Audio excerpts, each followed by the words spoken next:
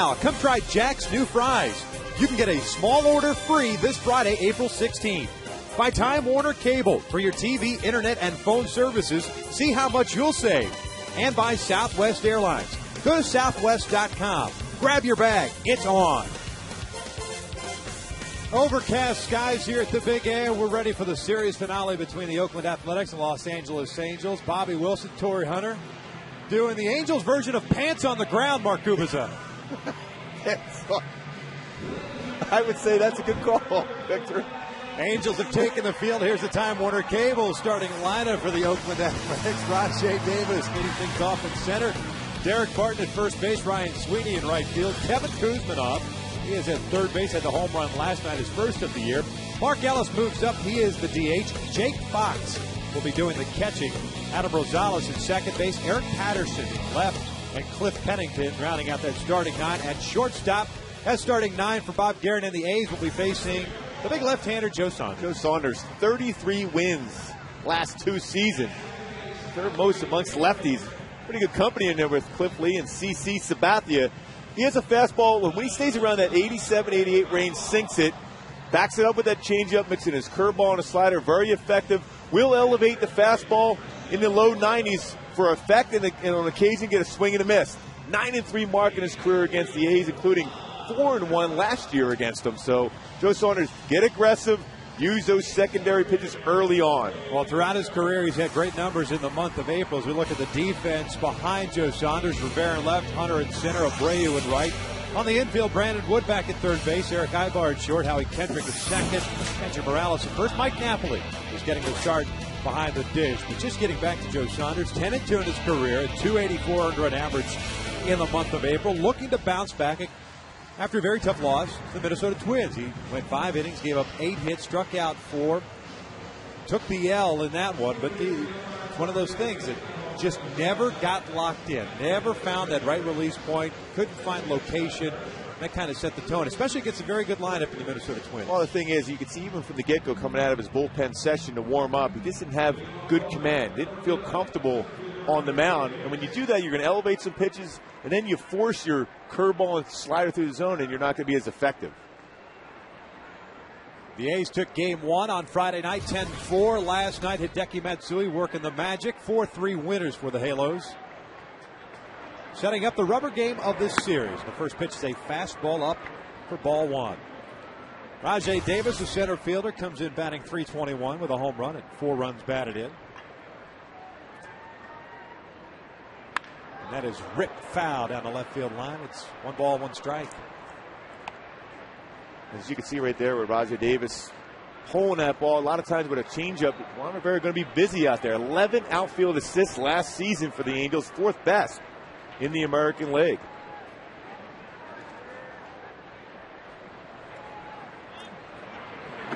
Good off-speed pitch. 1 ball, 2 strikes. Davis last night 0 for 4. That on the heels of the big 3-hit night he had on Friday night.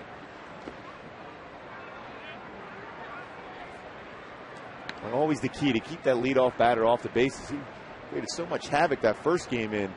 Davis did, getting on base, taking the extra base on the Angel outfielders. And we saw that last night with the work that Jared Weaver put in. That pitch is low and it's a full count. He retired the leadoff man in the first 4 innings. Gave up the single to Eric Chavez in the 5th, but then sat down the next 3 guys in order. Nice outing for Jared, even though he didn't pick up the victory, as Davis draws a walk. A reluctant walk. I think it's a close call. He wasn't sure if it was going to be a strike or not.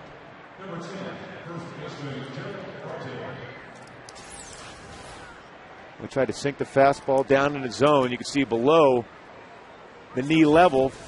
It's a walk in Davis. Now you got to worry about him. 2 stolen bases on the season. Saunders does a good pickoff move, though.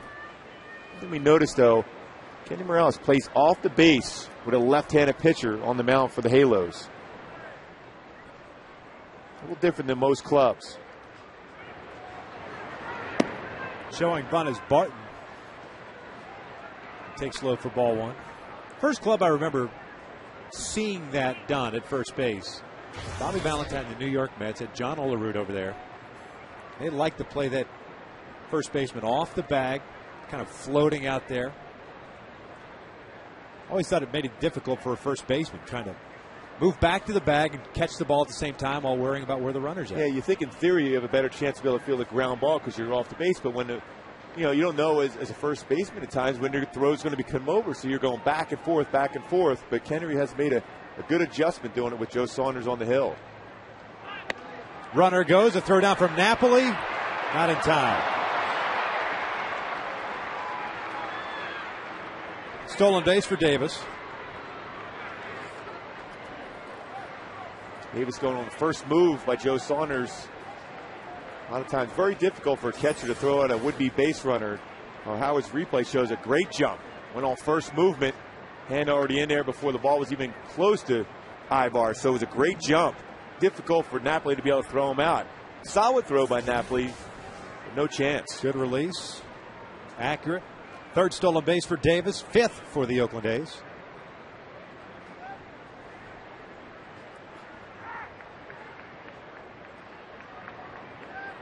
Ibar trying to sneak in there behind Davis.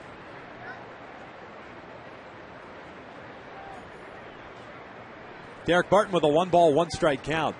He's 1 for 3 last night. The single and a walk. Now an off the plate right to Saunders. There's out number 1 as the sacrifice works. Davis moves to third. What Oakland sacrifice bunting. Playing little ball. Especially a guy that's been hot like Derek Barton, too, hitting over 400. Also 400 in his career against Joe Saunders. Take the out. There's Bob Guerin. Right. How is he not out here? This is what I don't understand. If the left foot is out of the batter's box, we see it so often, these left-handed batters especially, putting that foot directly behind home plate. Batter should be out. Supposed to be. That's the rules. Snap throw to third base. Davis back in. It's almost commonplace nowadays with left-handed batters. Well, you can see right here where the line is, and here he is, his foot. It's right behind home plate. So technically, that's supposed to be an out. Never gets called, or rarely gets called, I should say. 1 ball, 1 strike on Sweeney. Well, you don't see Oakland bunting hardly at all, particularly in the first inning. They know the kind of club they have this year. 2-1 now. To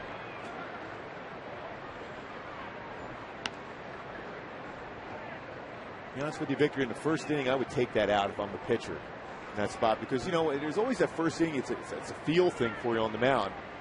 But if you get an easy out that way, granted he's in scoring position, but you still feel in your mind you can make a quality pitch and get through the inning anyhow. But an out's an out, a gift out. With Saunders working on the full windup, Davis getting a big lead at third. Good breaking ball there, 2-2. Angels bringing their infield in here in the early going.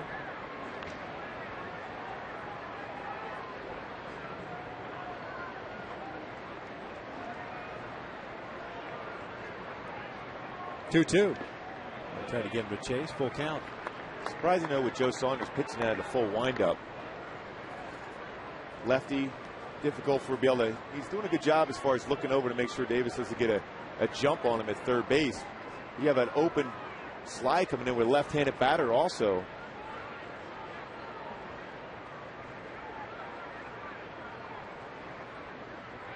Three-two ripped over to Morales, bobbled it. Davis was flat-footed. Morales will get the out. Because that ball was hit so hard and in the air for a long period of time before it short hopped Morales, Rajai Davis didn't know what to do. Yeah, that's a tough one for him. The Angels always that contact play, but this, you're right, was the line drive. Not knowing if it was going to be caught. Thought about going in between.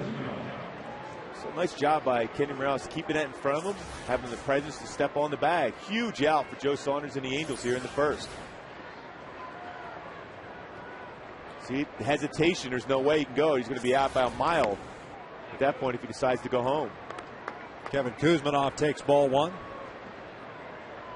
9 balls, 7 strikes for Saunders here in the first inning. Trying to get out of it. 2-0. That was a pretty good pitch in the inside part of the plate. Well executed by Joe Saunders. So Napa setting up inside, just off the corner. Out to left field, playable for Rivera. The Angels get out of it. Leadoff walk stranded at third. Angels coming up in the bottom of the first. Scoreless.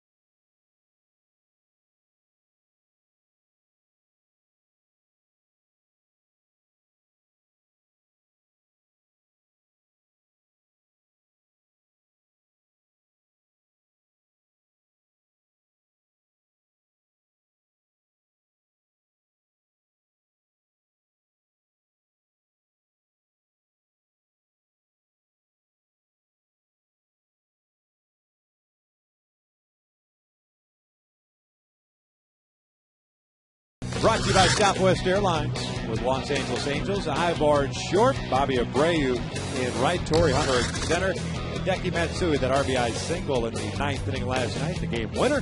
Kendra Morales at first. Juan Rivera in left. Howie Kendrick in second. Mike Napoli batting in the 8th spot doing the catching. Brandon Wood over at third base. That lineup will face Dallas Braden. Well, his first time out, solid. 10 Ks in 7 innings, which is career high. Dallas Braden has one of the best pickoff moves you're going to see in baseball. Fastball, 87 to 90 range. He has a slider and a pretty good changeup, too.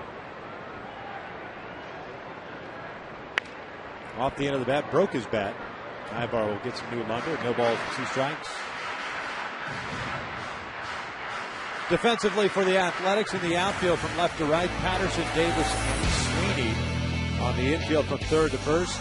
Alphabet soup, Kuzminoff, Pennington on the left side, Rosales and Barton on the right side. And Jake Fox doing the catching.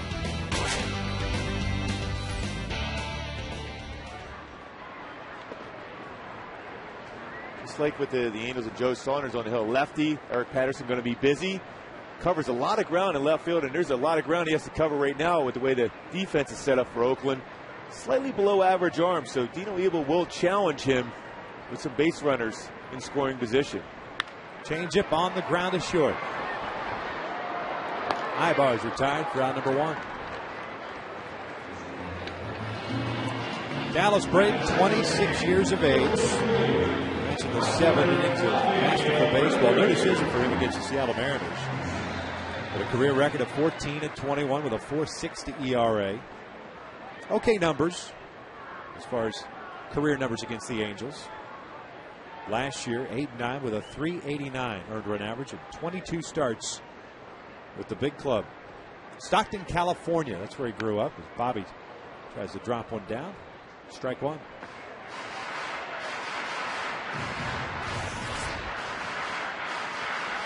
Abreu's average at 240. He's got 2 doubles, both coming in last night's game. Now 15 doubles, shy of 500 for his career. And tight. 1 ball, 1 strike.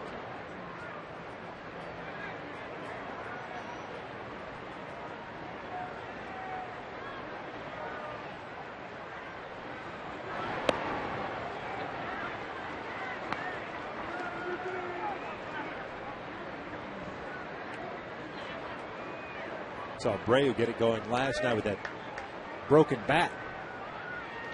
Get him swinging the bat at the top of the order. Breaking pitches outside. It's 3 balls and a strike. It's the ability, especially you see that a lot for American League pitchers. And fastball counts will throw a curveball or a changeup because you see them sitting on that fastball, trying to fool them, get an easy out.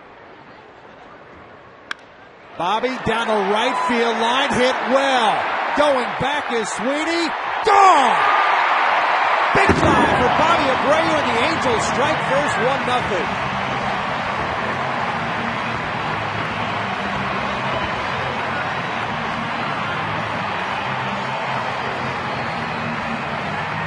That little flare broken back last night, gets the hitter going. This time gets a fastball, laid off a curveball, 2-1 count. Saw this fastball, and this time turned on it.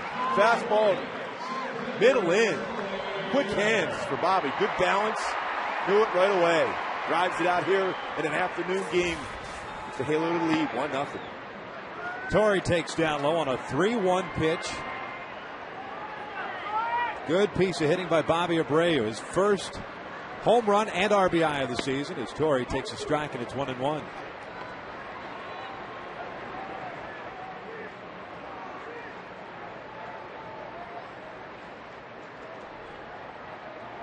Braden gave up 9 home runs in those 22 starts last year as Torrey drills one into the corner and left.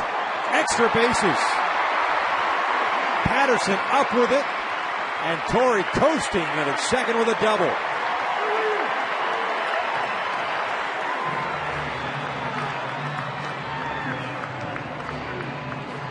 The offense coming around with those extra base hits once again today. 6 doubles last night, another double.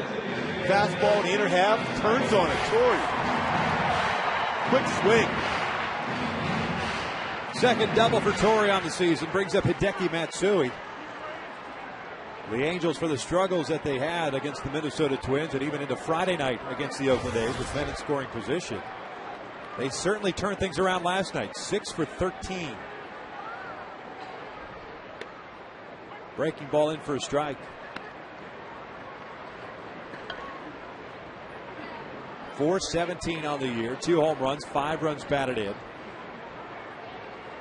2 doubles for Matsui. Takes a fastball, and it's quickly 0-2. A curveball on the outside corner. Matsui tracked that curveball pretty well, kept his eyes on it, knew he wasn't going to get a good pass at it, and then now he comes right in with a fastball on the inside corner. Matsui behind 0-2. Off speed, out to straightaway center field. Playable for Davis, drifting back now. Makes the catch. Torrey will tag and advance to third.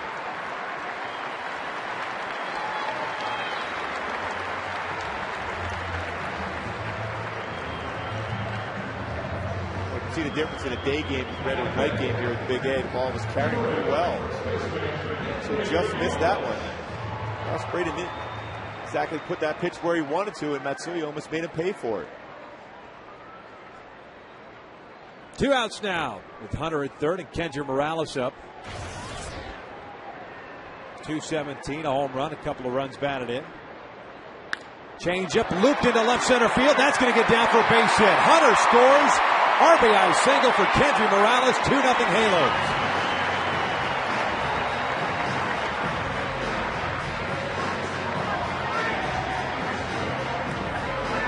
Kendra aggressive in this particular at bat. That changeup designed to be down off the outside corner got too much to the plate. The velocity was there at 72 for him, but the location was not. Kendry made him pay for it. Kendry picks up his third RBI. 3 hits here in the first. Single, a double, and a home run. Juan takes low. 292 with a home run, 3 driven home. He's got a couple of doubles as well.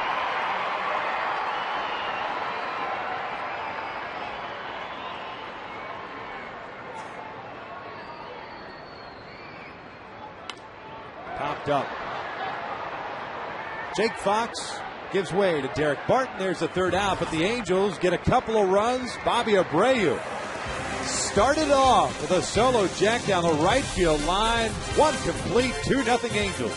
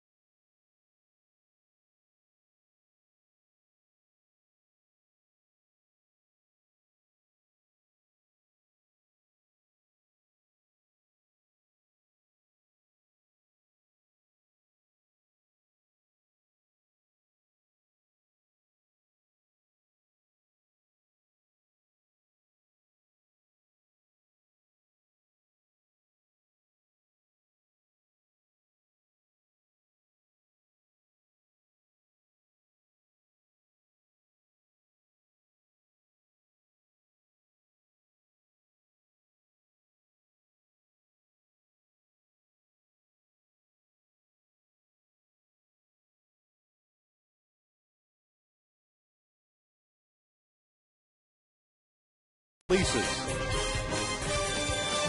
Shot of the Santa Monica Pier. Angels up 2-0 as we begin the top of the second here at the Big A. It's a really cool place to go. Bobby Abreu going deep to right field for a homer. Mark Ellis, Jake Fox, Adam Rosales. It's Joe Saunders here in the second. Joe throwing 18 pitches, 8 for strikes in that first inning. Got out of it. The man at third base. 1 out. That's Sweeney to ground out. Kuzmanov did a fly ball out. Now looking for that ever important shutdown inning. Always a good start when you get ahead of the count like that. Use a couple different type of pitches, a fastball and a changeup.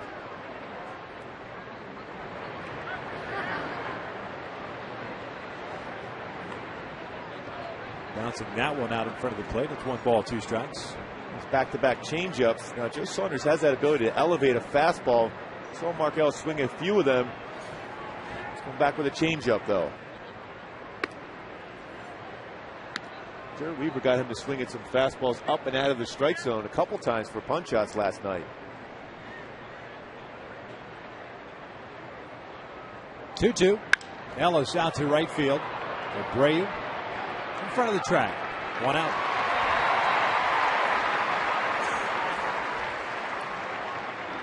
Bring up Jake Fox. I think with Joe Saunders, and obviously looks more comfortable this start as compared to his last time out. He's always under control. Even though you have the leadoff walk, you always feel that he can get out of an inning because he's always going to make a quality pitch. He doesn't get himself rattled out on the mound.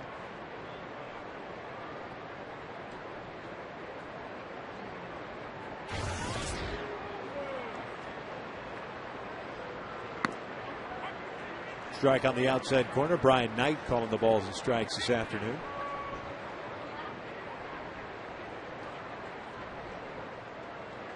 What was it that you went back to when you got out of sync?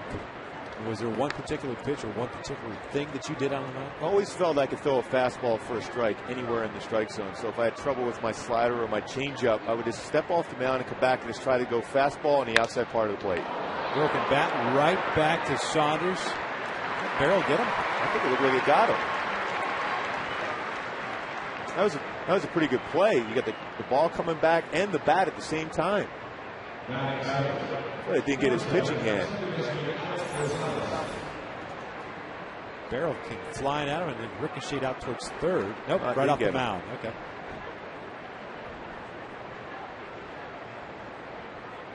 You're lucky you hit the mound dirt and shot the other way. I'm not so sure they worked on those PFP drills down in Arizona. Coming back at him. Firing the ground balls and then broken bats at him. It's all part of that spring training, getting ready for the season. Drilled into left field. This one out of here. Into the first row of seats. Adam Rosales, as he has, now this is how he does it. He sprints around the bases. Maybe the quickest I've ever seen for a home run. That ball got out in a hurry. Line drive. Surprised everyone. Imagine if we had Mark Burley pitching and Adam Rosales batting in every spot in the lineup. We'd have an hour and 10-minute game. His fastball wanted that on the outside part of the plate and hit. And it stands in less than a second. I think they're getting a little grief for running around so fast. His first of the year. Eric Patterson takes a strike, and it's 1 ball, 1 strike.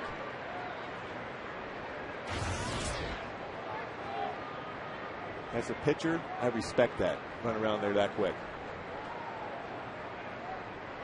But you never had a deep appreciation for Jeffrey Leonard's 1 flat down?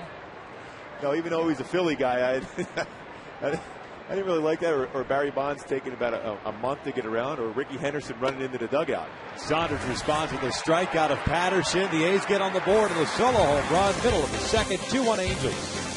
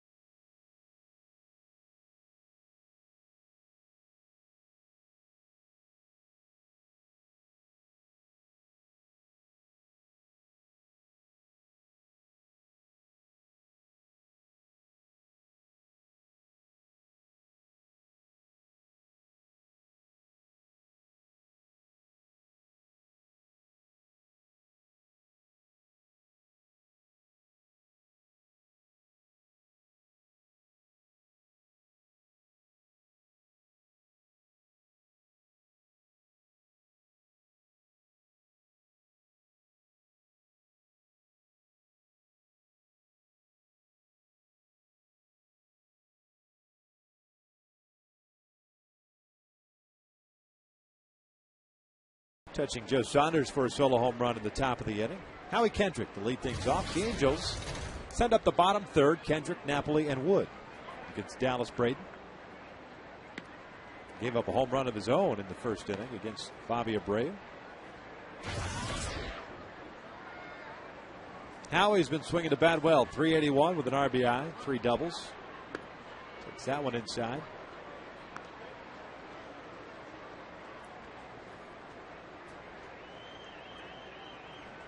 A's coming into this one with a 4-2 mark as Kendrick puts it on the ground to short. He's out number 1. Well, the Angels are 2-4 coming into this one. Hey, keep your food and beverage ice cold this summer with your very own Angels cooler. All fans in attendance on Tuesday, April 27th will receive a free Angels cooler courtesy of Sparklet's Home and Office Delivery.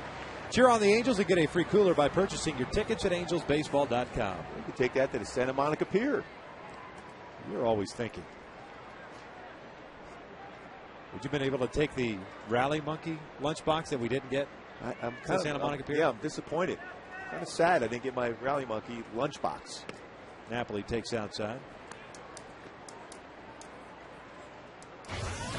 I guess, once you set a world record. Yeah, I mean, does it matter? It really doesn't. Just another record. I opened up the trunk of my car to put my bag in there this morning.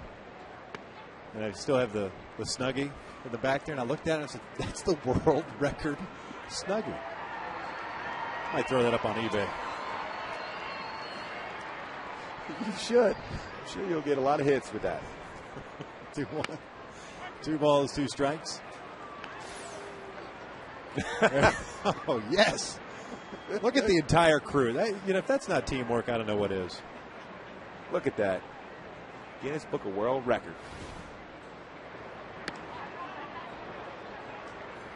You know how you pick up a seashell, you hear the ocean, take the Snuggie, take a whiff, and it smells like opening day. It's the gift that keeps on giving throughout the year. Napoli reaching for the off speed. Nice effort by Braden. And Rosales retires Mike for out number 2. Off speed pitch. Mike Napoli gets him out in front. It's always the key for a pitch. If you don't have overpowering stuff, keeping a batter off balance is the way you're successful.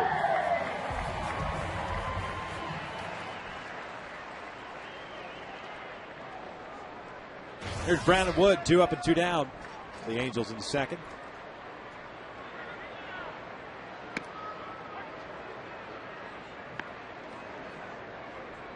One for 16 to start the year. Back at third base this afternoon. Had the night off last night. That's the thing, when you're struggling at the plate, first pitch fastball right on the corner on you, then if there's an off-speed pitch, lo and behold, you're behind 0-2. This is when you got to think in lines. You have to shorten up and hit the ball the other way. Opposite way, Derek Barton, what are you doing? That's supposed to be an extra base hit for Brandon Wood. 2 complete at the Big A. It's 2-1 Halos.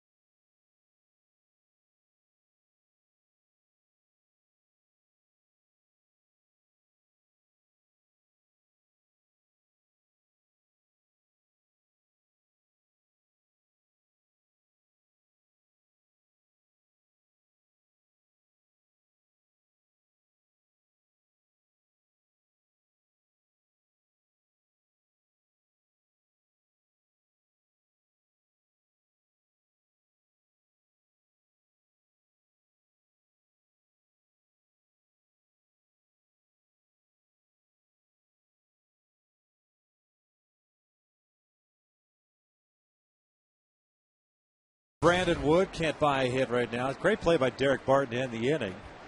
We welcome in Christine Shively of Knots of Love. Thank you so much. Are you the founder of Knots of Love? I am. I founded the charity in June of 2007. What was it like for you to be at the All-Star game in St. Louis last year? It was such a thrill. First of all, to be able to spend time with my son, who nominated me for this great honor, was spectacular. And the minute we got off the plane, we just felt baseball in the air. It was incredible. Now, you were the Angels representative on the All-Stars Among Us campaign between Major League Baseball and People Magazine. There you are, right there. Yes. That'd be awesome to see all the players, too. Oh, it was great to have all of the All-Stars lined up in between first base and third base, on the first base line and third base line, and just looking at us, and then they just all converged on us. It was incredible. It was a great experience. Now, tell us about Knots of Love, in general, though, the program itself and how this all came to be for you. Knots of Love donates hand-knitted and hand-crocheted chemo caps to cancer patients across the country, Canada, Mexico, and now Ireland. We donate almost 3,500 caps per month. We've donated over 46,000 caps since our inception in 2007. We have members all over the country that make the caps for us. They send them to me, and we ship them out. Wow, that's great. Bring a lot of smiles to a lot of people that need to smile. Yeah, I was going to ask you about that. I mean, you have to make people feel so good and so comfortable when you bring something like that to them. It is. It's awesome. Recently, I've been able to go and visit some of the cancer centers, and I walk in with my nice, brightly colored caps in my basket, and I always have my Angel jersey on. And when I walk in, the mood is very, very sullen. And as soon as they see the caps and as soon as they see the Angel jersey, it's like they're getting two hugs, one from the Angels and one from Knots of Love, too. Present them with the caps, and it's a great experience. Good feeling. It's got to make you feel unbelievably good, though, to make someone smile there in those situations. It does. It really does. I receive emails and calls daily from people across the country thanking me for the caps, and also from people who make the caps. They feel like they're giving back. Most of them have lost someone, unfortunately, to cancer, and they can make the caps in the comfort of their own home while they're watching baseball, sitting on their couch, and it makes them feel good. As awesome as it was for you to be in St. Louis last year, do you wish you would have been this summer here in Anaheim with the All-Star game right in your backyard? Oh, yes. I think I'll be coming to the game, though, here. So it was nice to be in St. Louis, and it'll be great to have it here also. Does Major League Baseball have you now promoting the whole program for this year's All-Star game here? Yes. Major League Baseball and the Angels organization has been fantastic, and I've been fortunate enough to be involved with things like this to promote it. So, yes, I'm excited. And to nominate someone, if anyone knows out there, anyone knows anyone who's passionate about what they do, they think with their heart, and they believe in the power of we, I think that they need to nominate them. You last year got a big bump both online and from a volunteer standpoint. What was that like for you? Was it overwhelming to get the response that you did just because of everything that happened at the All-Star game? It was fantastic. We had so many hits on our website that it actually crashed. That's a good sign. It was a great sign. But yes, it's the publicity that we've received has been, the interest that we've received has been incredible. Any one particular player you met there in that All-Star game, you were like, wow, I can't believe I got a chance to meet him? Oh, well, just to see all the players looking out at us. But Brian Fuentes, he sought me out. That was pretty incredible. Figgy, of course, he was there. Right. I didn't even know he was going to be there. Of course, in the last minute, he arrived. So it was exciting to see him and gave him a big hug. So that was fun. Just think, now you've come full circle because now you've got a chance to sit next to Mark Gubicza. Oh, both of you. You've I'm reached so the excited. pinnacle. This is like, forget about those guys on the field. Now That's right. You can this retire. Is it. I mean, seriously, you just walk away and be happy. This is icing on the cake. If someone wants to get involved with Knots of Love and with you and the program in general, what would they have to do? Oh, please just go to the website. It's so simple. It's kolinfo.org. Everything you need to get started or to make a donation is on the website, and it's that easy. Is there a goal for you in mind, or is it just to continue to grow it? It does continue to grow. The growth for Knots of Love is unlimited. I would love to go into drug and rehab centers and teach the kids how to make the caps. There's many goals I have. Christine, a pleasure meeting you. Thank you so much for being here. Thank you. I appreciate it. We'll see you at the All-Star game. You do so much. Thank you. Middle of the third, Angels still up 2-1.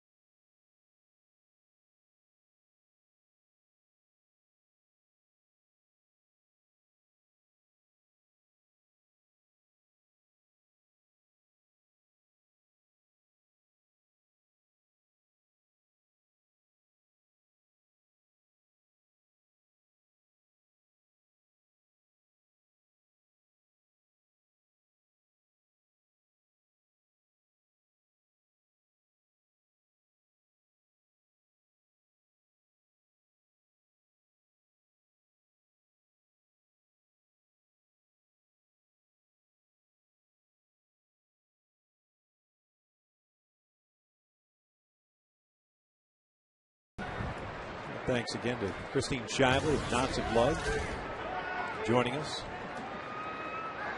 So upbeat. I went behind Ibar. I don't know how that missed him. I was thinking the exact same thing.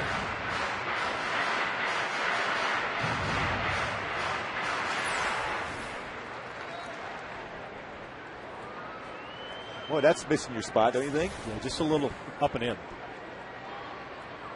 Ibar grounded as short his first time up, so he's 0 for 1.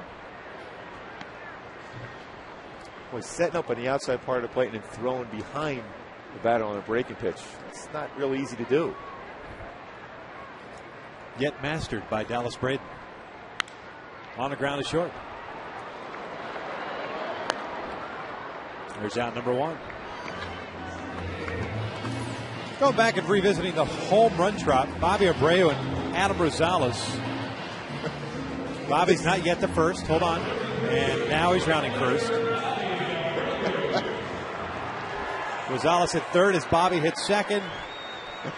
He's already going to score before he gets close to third. Yeah.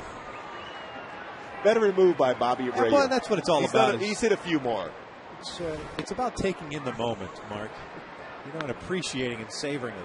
It's quite refreshing when you give one of those up as a pitcher, too.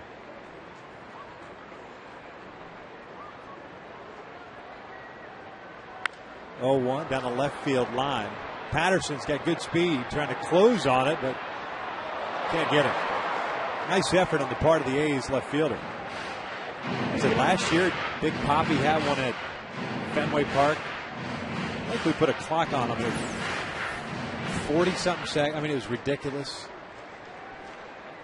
That is, never been a big fan of that, but good hustle there by Patterson. He had to go a long way. Was able to make that play. Again, good speed in left field. Run very well.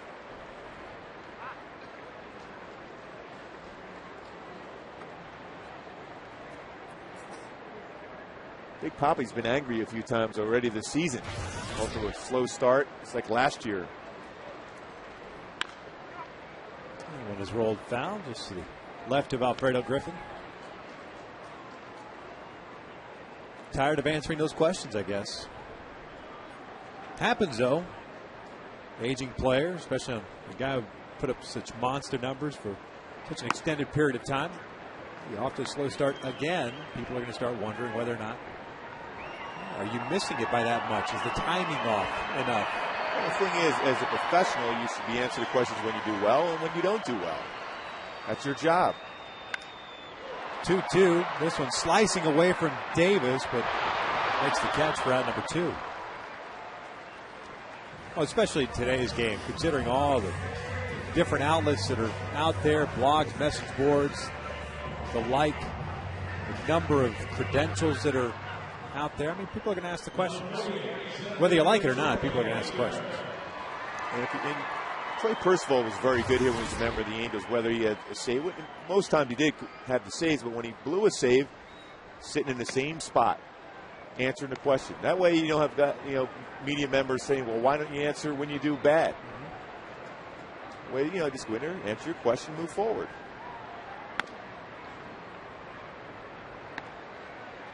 Torres ahead of the count at 2 balls and no strikes. Doubled in his first at bat, so he's 1 for 1. I'll be hacking here if it's a fastball, 3-0. Waiting through a changeup, 2-0 out of the zone. Off the end of the bat. Rosales out, Davis in. The A's center fielder makes the catch. A 1-2-3 inning. 3 complete. Angels still up on the Athletics.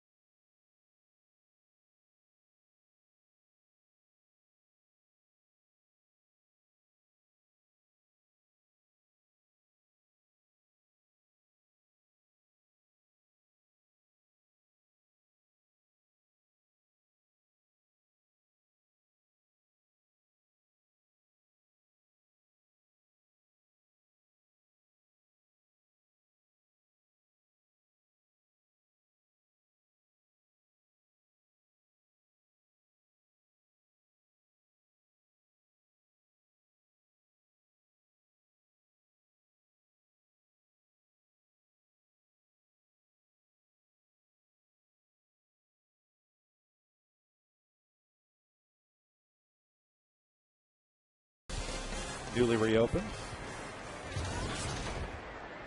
Great area, that whole area down now. Renovated. Beautiful place to go. Is that the shortest railroad in the world? Well, you're Mr. Information. I'm sure you have that correct. Negative. Negative. Here in the fourth, it'll be Sweeney, Kuzminoff, and Ellis.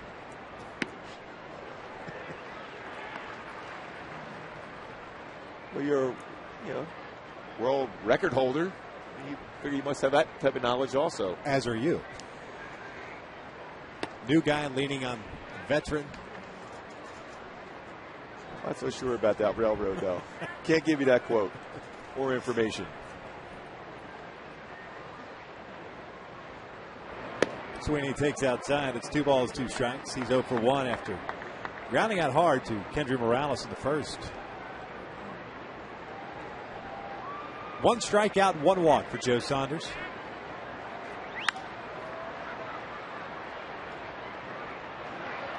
Oh, Sweeney and Barton do that so well. That pitch on the outside part of the plate just kind of almost, it's got to crush you as a pitcher. You make a good pitch.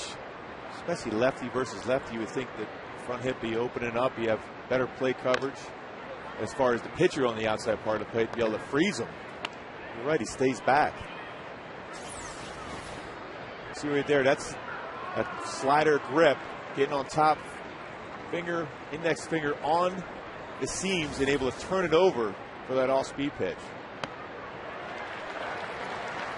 Nicely done by Joe Saunders. There's out number 1. Because you often hear the word 2-seam fastball, 4-seam fastball. When you're throwing a breaking pitch, you have your thumb. You can see the thumb on the bottom part of the seam and then the middle finger, index finger on the top seam. So you get that turning action, because that's the only way you're able to generate the type of spin for a baseball, when you have your finger and your thumb on the seams.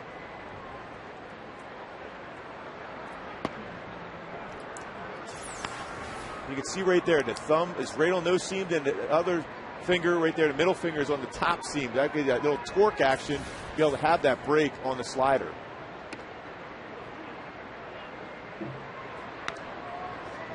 Kevin Kuzminoff 0 for 1 with a fly ball to left.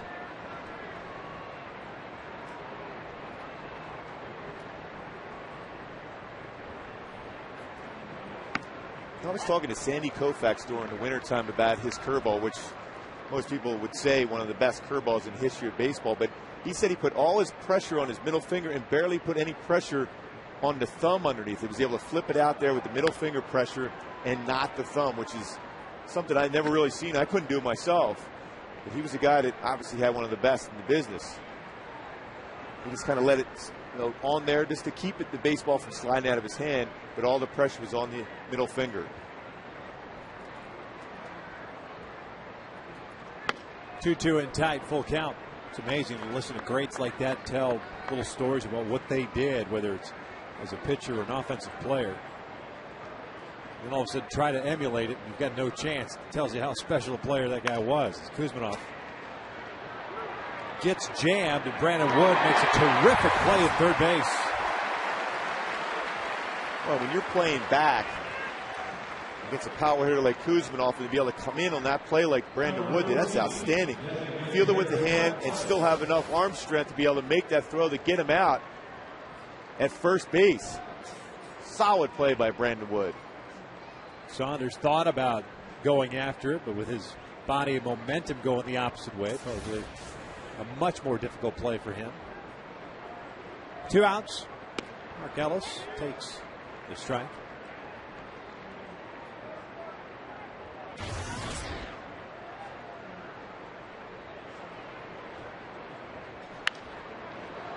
That's the cool thing about spring training, Victor, when you have the veteran guys, the star players coming down to your particular club, just to be able to talk and just pick their brain. I love doing that. When any veteran player would come back down to camp, so much information you can get from those guys. And they love talking baseball. I mean, you can ask them anything. Tom Seaver once told me a story about, I used to be a drop and drive pitcher. I'd bang my knee on the dirt. I said, how come? And he did the same thing. I said, what did you do to alleviate the pain? He said he used a little knee pad, like those old white knee pads that you use in basketball. Yeah. And I said, really, that's it? He goes, yeah. So I ended up using it. It took away so much discomfort on my kneecap. It was perfect. And they're always willing to give you that information.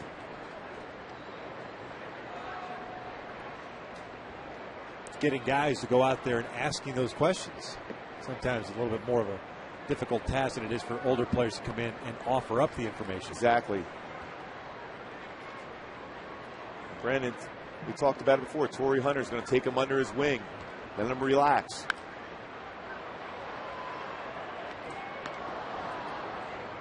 It's important when your veteran superstars are willing to take the time to work with the young players. You know how difficult it is to make adjustments at the big leagues. Pitchers try to get you out with all-speed pitches, fastballs in. This is little things, little hints you may get from a veteran may make you a more consistent player.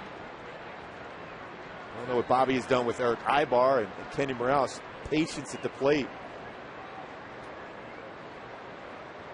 Invaluable to have that type of knowledge. Out to right field, Abreu, good jump.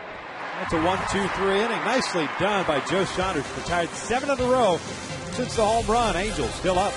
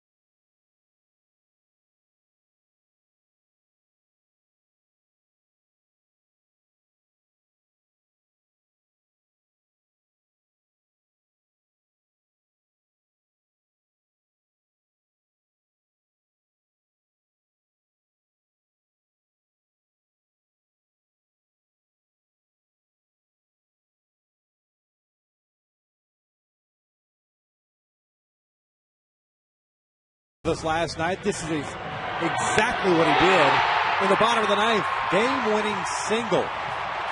Bobby Abreu scored that winning run. 4-3 Angel victory, snapping that 4-game losing streak. Well, the cool thing before that, the fans were all chanting Matsui all the way through. Yep. Already extremely popular here with the Angel fans. He's 0 for 1 with a fly ball to center. Ooh, breaking ball cued off the end of the bat. They're the ones that go down and hit the third base bag for a base hit, especially when you're going as hot as Matsui's going.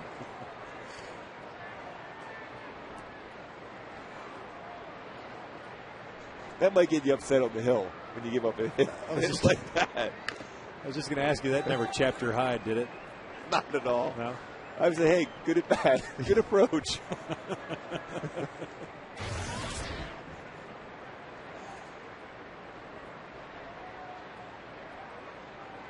Angels have the off day on Monday and then start a 6-game road trip on Tuesday afternoon. 3 against the Yankees, 3 against the Blue Jays.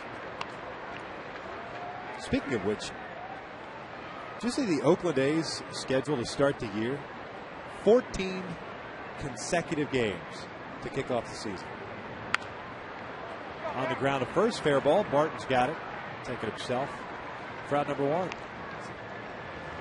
Hey fans, enjoy watching Torrey Hunter make incredible catches every game for the Angels. Now it's your turn to catch Torrey Hunter. All fans in attendance on Thursday, April 22nd will receive a free Torrey Hunter Gold Glove figurine courtesy of Pechanga Resort and Casino. Be sure to order your tickets today at angelsbaseball.com. I think Torrey enjoyed doing that. You think? Quite possibly. Didn't have to twist his arm? No. Hendry takes a strike. Well, again, back to Oakland with that 14 straight games open, especially when starting pitchers aren't stretched out at that point. So your bullpen is going to end up being taxed after those 14 games. Kendry tried to hold up and couldn't. It's 0-2.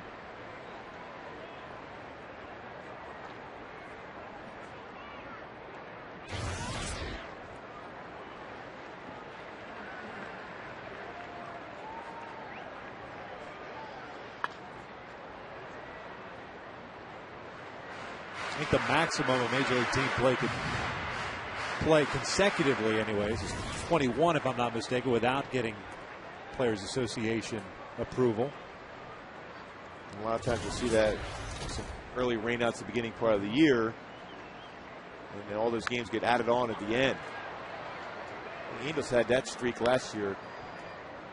I think they only had like one off day in like 35 straight games or so. Really? I mean, they had a tough string. And it's been, you know, at that point, there was, I mean, Mike Socha had so many things going on with the ball club at that time, yet they were able to come through and still win that division.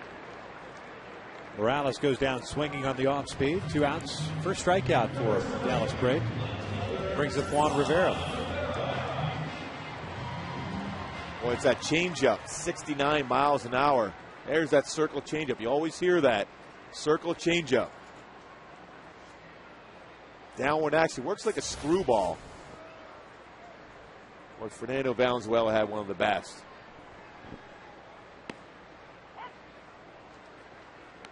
Well, since that first inning, Dallas Braden has settled down nicely. 9 in a row retired by the Athletics left-hander.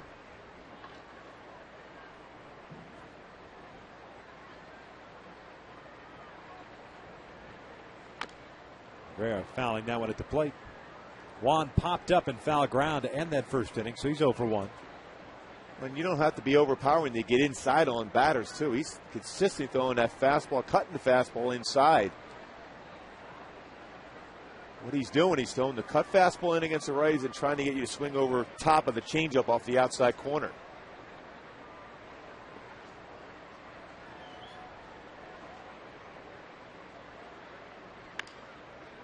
Kuzmanoff on the backhand. And it's a 1-2-3 inning. Make that 10 in a row. Retired now by Braden. 4 complete at the Big A. Angels still on top.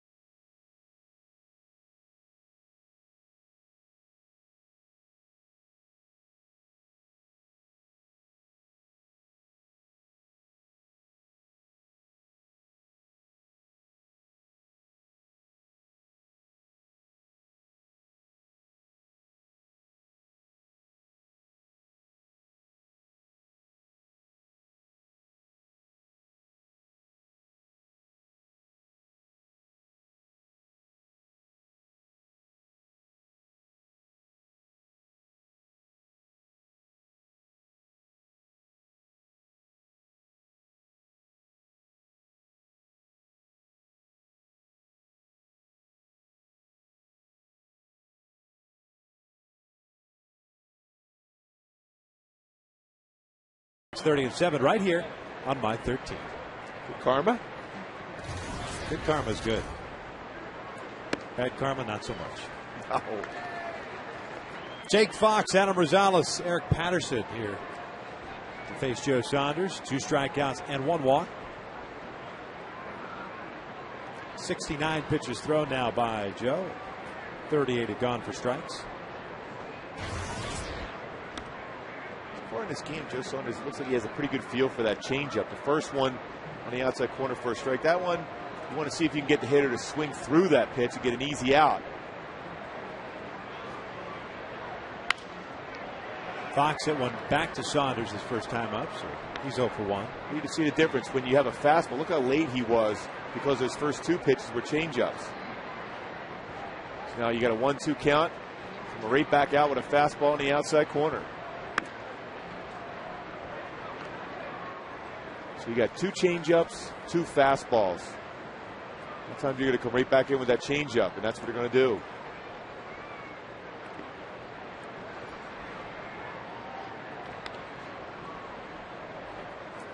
Full count. On that one, Joe, looked like he forced that pitch through it. A lot of times with a changeup, you trust the grip to take the speed away. Now they're going fastball on the outside corner. Right center field. Abreu makes the catch. Says that number 1. 6 full counts for Joe Saunders. He's making it work, though. Again, when he had that one situation where he tried to force the changeup through, you muscle it up. That's when you want to have your arm nice and relaxed to be able to throw it. 4 1/3 so far. Only allowed 1 hit. 2 strikeouts for Joe Saunders. Back to that changeup. He's had good movement on it. Just trust the grip. It's such a difficult thing to be able to do as a pitcher, though, just to believe that the grip itself will take the velocity off it. Adam Rosales, who homered off Saunders in the second, takes a strike.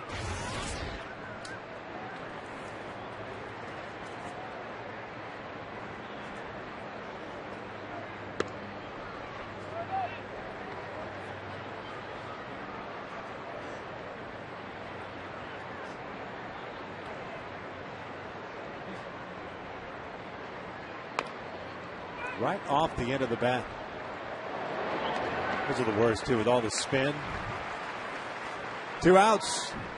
Angel fans, this season, the Angels introduced the Hidden Halo on pre-scheduled promotional dates. Random fans will receive a promotional item marked with the Hidden Halo. These can be redeemed for a predetermined autograph and guest relations. So come on out to the Big A and look for that Hidden Halo. Good adjustment by Joe Saunders. Last time Rosales got a fastball, turned on, hit it out. This time he got him on the changeup. He'll dribble it back to the mound. Eric Patterson at the plate. The younger brother of big leaguer Corey Patterson.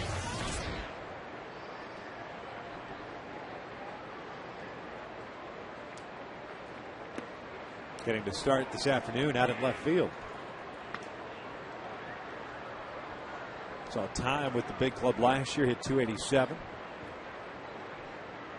43 stolen bases at AAA last year.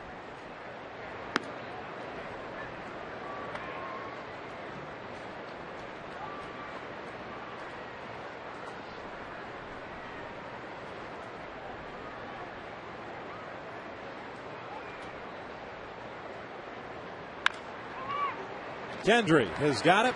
Joe Saunders retired the last 10 in a row. Middle of the 5th, Angels lead the A's 2-1.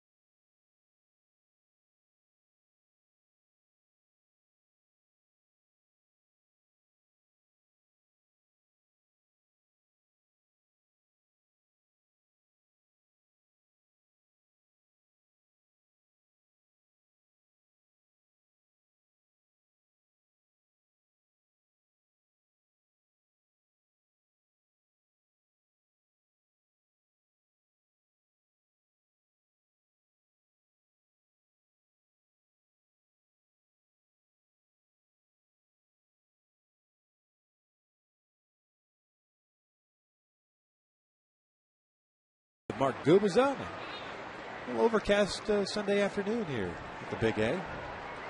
Good crowd on hand. A lot of little leaguers here today. Tons of them. It has to be a thrill for those little baseball players to walk around the field, big league field like this. Did you ever get a chance to do that as a kid? No. I don't even know if I would have been able to. Well, not that Veterans Stadium in Philadelphia was the prettiest stadium there was. Oh, Veterans? I thought they were still playing at Shag Park. What are you trying to say, Victor? Did I face Babe Ruth back in the day? The Baker Bowl. Here's the 0-2 to Kendrick. It's fouled at the plate. No balls and 2 strikes. 7, 8, 9 due up for the Angels. That was too easy. Yeah. Yep. Howie 0 for 1 with a ground ball to short.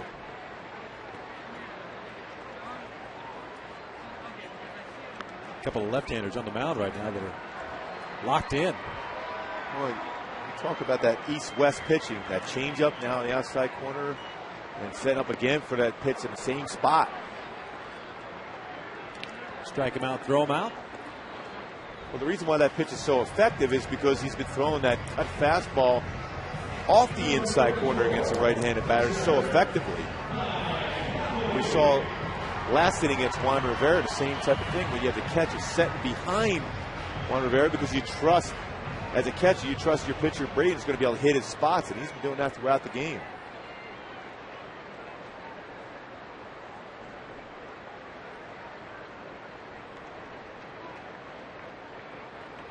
Mike Napoli at the plate 0 for 1 with a ground ball to second. We'll see what Fox is going to do. He wants a changeup now. He's going back in with a fastball. Throw a breaking pitch.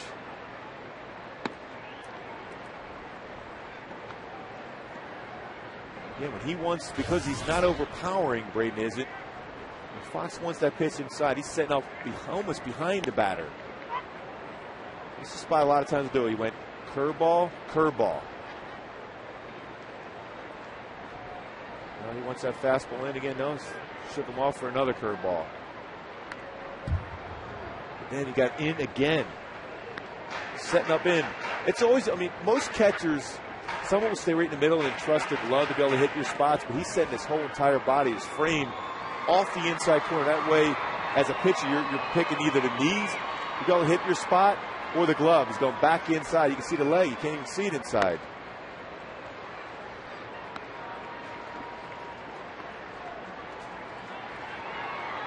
It's amazing. His back leg, you can't, it's behind Mike Napa now, coming back in with another breaking pitch in the inside part.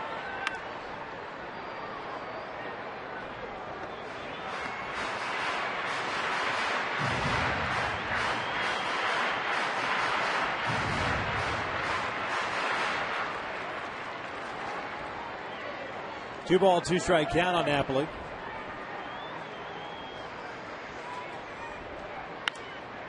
Reaches for one and lines one to Pennington for out number 2.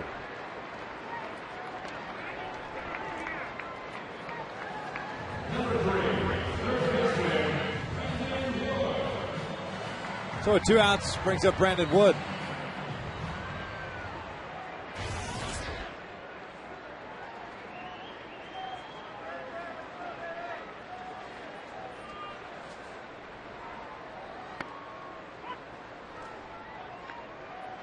Brandon hit the ball hard in that second inning at bat. Lined out to Derek Barton, who made a nice leaping grab.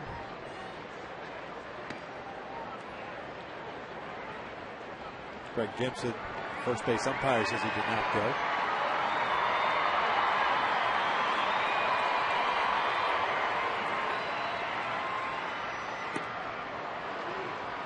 He went slow curveball, then back-to-back changeups. Last time up, he threw a fastball in the same type of count. He's going to away changeup this time.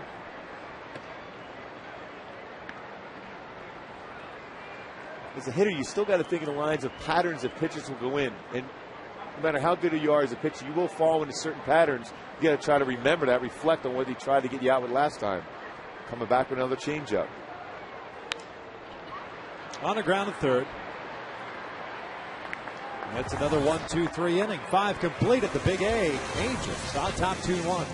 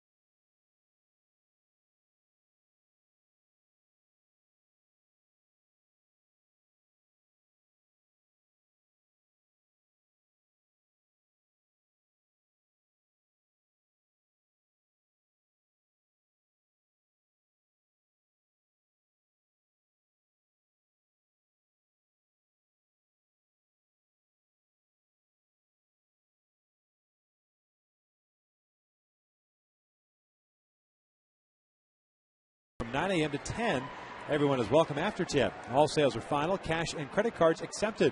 Make your plans to be at the Angels yard sale now. That is on the 17th of April. 9-1-2 due up for the A's. Pennington, Davis, and Barton. It's Joe Saunders. Cliff Pennington, the switch hitting shortstop. 3-run home run in the opening game of this series back on Friday night. His only hit. 0 for 1 today. Hard hit, but right to Eric Ibar. There's out number 1. Here's the Vegas.com out of town scoreboard. Cleveland lost to Detroit 9-8. The White Sox beat the red-hot Minnesota Twins 5-4. Toronto over Baltimore. Boston in the top of the 8th inning leading Kansas City 8-3. Yankees over Tampa Bay. That game in the 5th. And Texas leading the Mariners in the 5th 5-1. What an outing last night, or yesterday I should say, by CC Sabathia. Kelly Shoppach breaking up the perfect game in the 8th inning with 2 outs. Boy, for a big guy, CC Sabathia has solid mechanics. Stays within his throwing motion. Doesn't force the issue. Big time signing for the Yankees there. The Angels are slated to see Andy Pettitte, Javier Vasquez, and Phil Hughes Tuesday, Wednesday, and Thursday. A couple of day games, too. Tuesday and Wednesday are day games. 10:05 starts here on the West Coast. And the night game on Thursday. Saunders picks it cleanly, and there's out number 2. Good fielding position once he released the baseball, Joe Saunders. Able to make a routine play on that ground ball by Roger Davis up the middle. So Barton steps up with 2 outs, nobody on. He's had a sacrifice bunt, grounded out, so 0 for 1 day.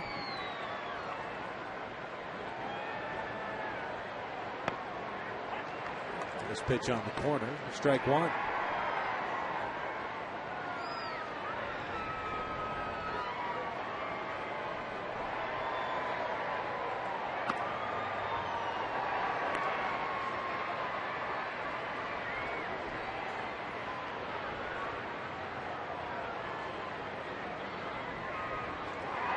Going through the scorebook here. Another Angels haven't had an off day, but they've used at least 2 relievers in every single game thus far. A lot of that having to do with some of the starters not working deep into the games. Fortunately, there's an off day tomorrow, so that's good. Barton puts it on the ground to second. Another 1-2-3 inning. Joe Saunders feeling here at the Big A. He's got a 2-1 lead.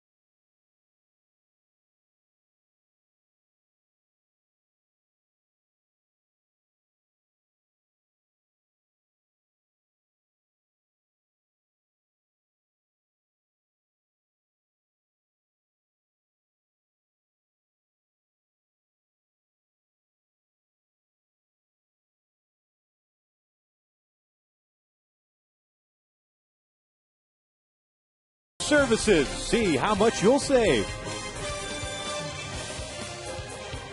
Bottom of the 6th inning. Angels up 2-1. A 110 freeway heading through Pasadena. Done that quite a few times, that ride. Have you? I never experienced that kind of movement, though, on the freeway. It's generally a lot slower. You're just picking the wrong times. Eric Ibar takes a breaking ball outside. Top of the order duo for the Halos here. Ibar, Abreu, and Hunter.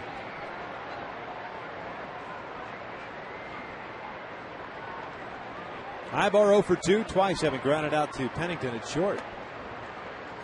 2 balls and no strikes.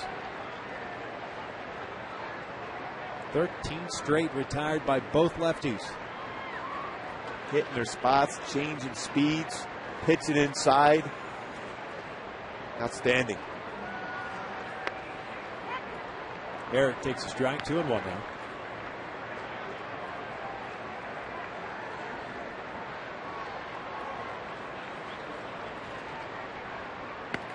Three balls and 1 strike. Nice to get a little inning going. Like that first. Abreu with a home run. Hunter with a double. And with 2 outs, Kendry Morales with an RBI single. This one past Pennington. He's tired of grounding to the A's shortstop. Figures, you know what? I'll just line it past him. The Angels get a man on. Lead things off here in the 6th. Here comes Abreu. Angel fans, Eric Ibar is known for his great defense, and the Angels slick fielding shortstop. Make plans to be at the Big A on Wednesday, April 21st, and you'll receive a free Eric Ibar bobblehead dog courtesy of Fox Sports West. Order your tickets today at angelsbaseball.com. Well, what a segue. You waited for him to get a base hit to be able to read that, didn't you? That's what it's all about.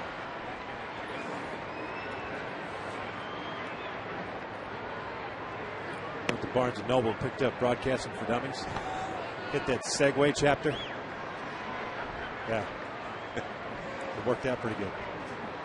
Apparently. Yeah. Well, took me a while to finish it. Abreu 1 for 2 with that home run, the fly ball to center. I think Braden has one of the best pickoff moves. That's certainly one. That's one of those show me pickoffs. He's got a quick step off throw over to first base also.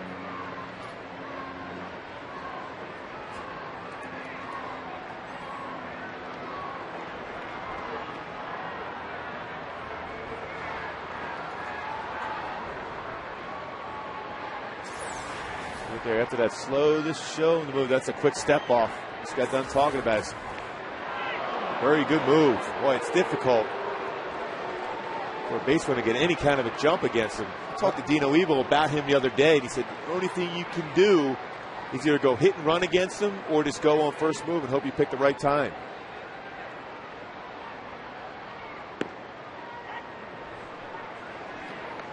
Bobby thought he was going to first. Boy, everyone was full. Highbar went back to first, and Bobby was stepping out. He thought he was thrown over to first.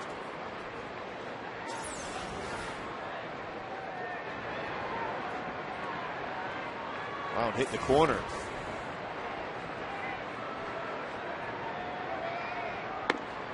Braden's been ahead a lot in this ball game. 8 0-2 counts. Picked up a couple of strikeouts and no walks.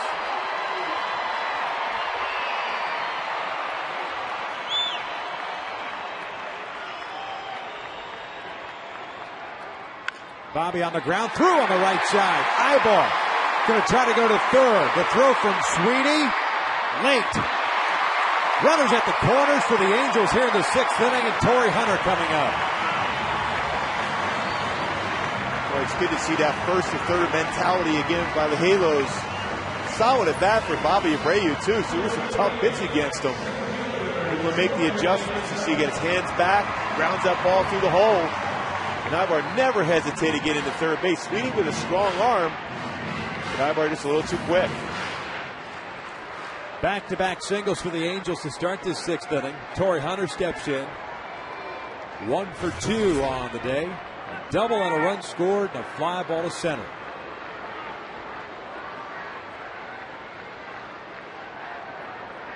And he drills one high and deep to left. Patterson is back and catching that one up on the warning track. Works as a sacrifice fly. 3-1 Angels.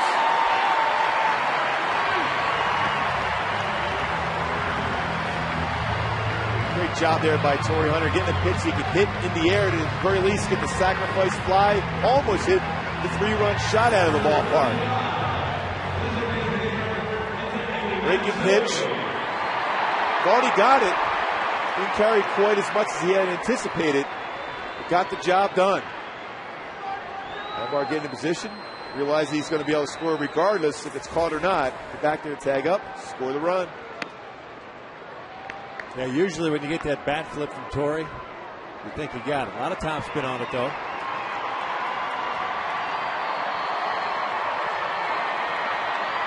Matsui with a 1-ball, no strike count. 0 for 2 today. Fly ball to center that was struck well. He's also grounded out to first.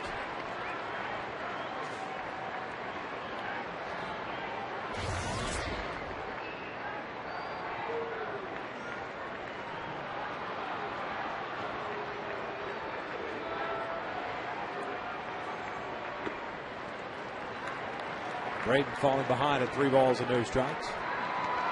5 hits so far this afternoon for the Angels. 3 in the first, 2 here in the 6th inning. Andrew Rosales on deck.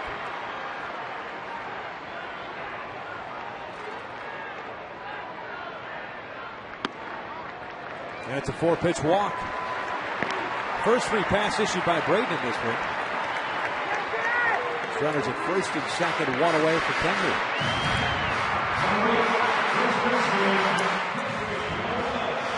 Garen calling down to the bullpen. Kurt Young, the pitching coach for the A's, coming out to talk to Braden, who was cruising along, had retired 13 straight.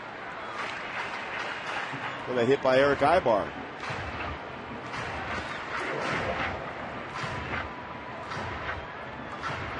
Right-hander Chad Godin is up and loosening now. Back with the Oakland A's after being let go by the New York Yankees.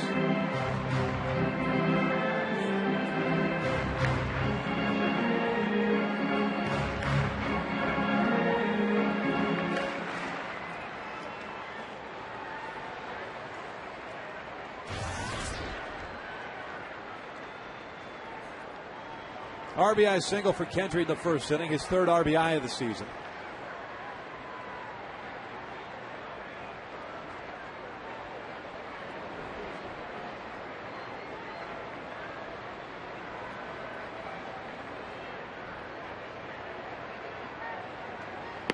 The A's with a man at second base, not messing around with signs. They're going with touches instead for Jake Fox, the catcher. The way you don't give the base runner Bobby Abreu any opportunity to be able to either tip what pitch is coming or location.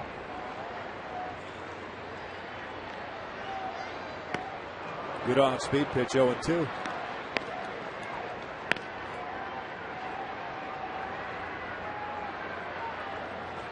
See, there's a design right here as far as the catcher. What he's telling Braden is whatever the taps are, one of these could be the sign, and the other is going to be where location of the pitch he wants. Up and in. You can see how he sets up. He doesn't mess around when he wants the ball inside. No. Again, the first touch, probably what pitch he wants to throw. Then the last one will be where the location of the pitch is going to be. He's going away, more likely a changeup. Popped up on the first base side. Barton can't make the play.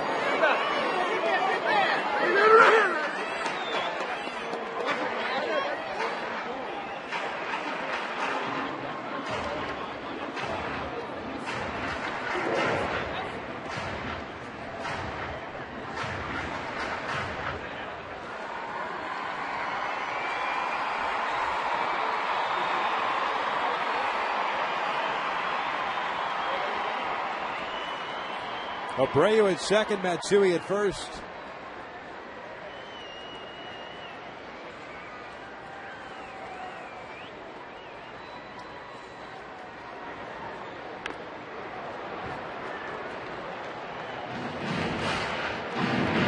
Just getting a piece of it.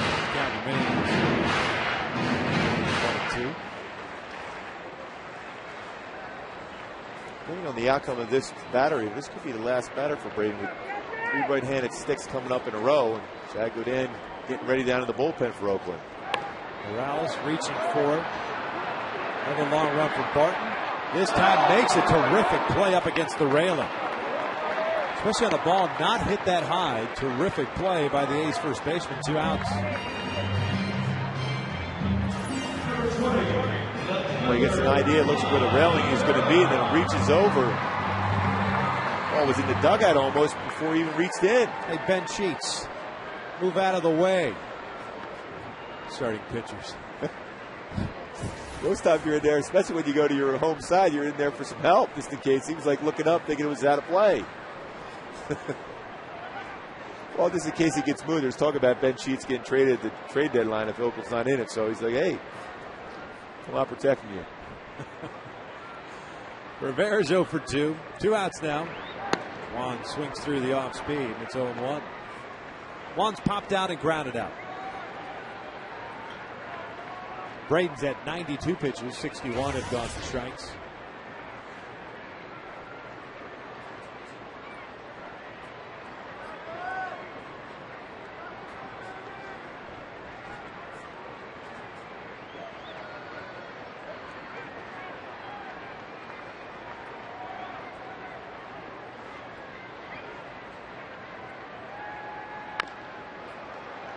No balls, 2 strikes. Braden, for as good a tempo as he had early on in this game, in this inning, he has really slowed things down. Certainly a different pitcher when he's pitching out of the stretch. You see that a lot out of pitchers. The big thing is when you have a guy on a roll like he was going there with 13 straight batters retired, hit the step out, somehow get on base, because then that rhythm has changed for him.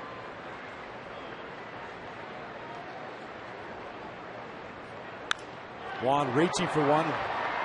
Flipping it out to right field, but Sweeney is there for the 3rd out. The Angels do get a run. They do it on a couple of hits, leave 2. 6 complete. Angels up 3-1.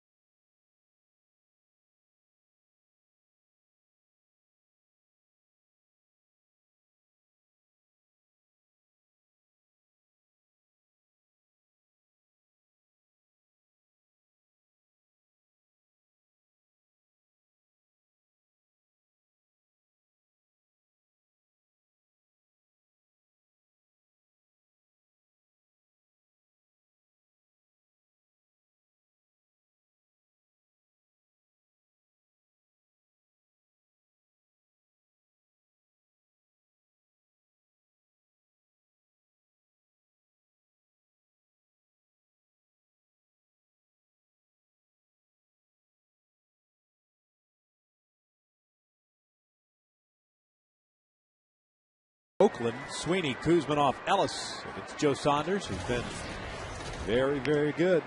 2 strikeouts, 1 walk. He's thrown 90 pitches, 49 for strikes. The field is brightened up a little bit. Sun trying to peek through.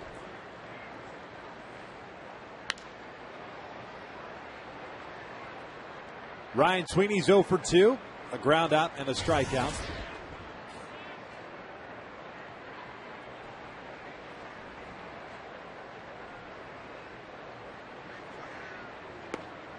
Good breaking ball there. Very good. You can see his mechanics. He kept himself nice and quiet. Good tempo. Got the arm up in the proper position to be able to snap that breaking pitch over for a strike.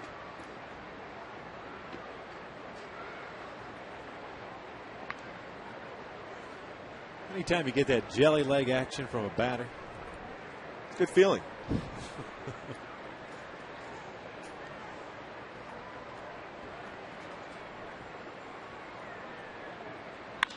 On the ground and through on the right side. Sweeney on a 1-2 pitch. It's a leadoff single as he gets the first hit since the home run since Adam Rosales in the second. First base runner since that home run. There's a fastball too in the inner half. So it's like, this guy's in a sprint. What about that bat for Sweeney there? There was a couple good pitches in the outside part of the plate. Joe did what I thought he should do, come inside with the fastball, but Sweeney turned on that. Yep. Hit a ground ball for a base hit. Sweeney has at least 1 hit in all 7 of Oakland's games. As Kuzminoff flips one out to right field, that gets down for a hit. Sweeney will head to third. Kuzminoff has himself a single.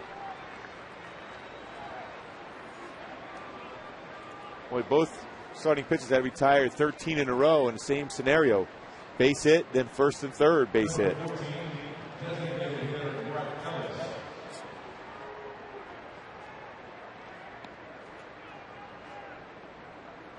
Good line for Joe Saunders so far.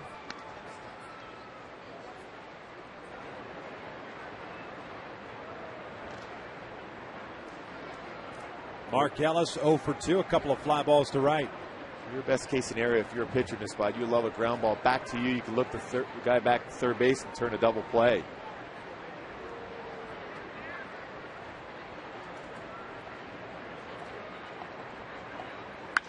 Ellis down the right field line, and this one is a fair ball. Sweeney will score. Kuzminoff stops at third since the ball went into the stands. And Ellis with a double, 3-2 Angels.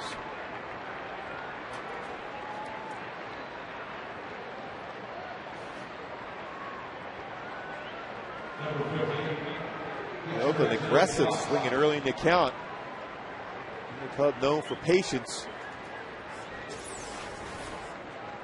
Fastball outside part of the plate, but just up enough, thigh high, to get that ball to right field. Kevin Jepson is up and loosening. He pitched last night. Going 1 inning, 1 hit and a run. After Mike Napoli had the conversation with Saunders, Mike's going to come out. Be making the move. Sure enough, 96 pitch effort for Joe Saunders this afternoon. Going 6+ innings, 2 strikeouts, a walk, and responsible for the 2 guys on base.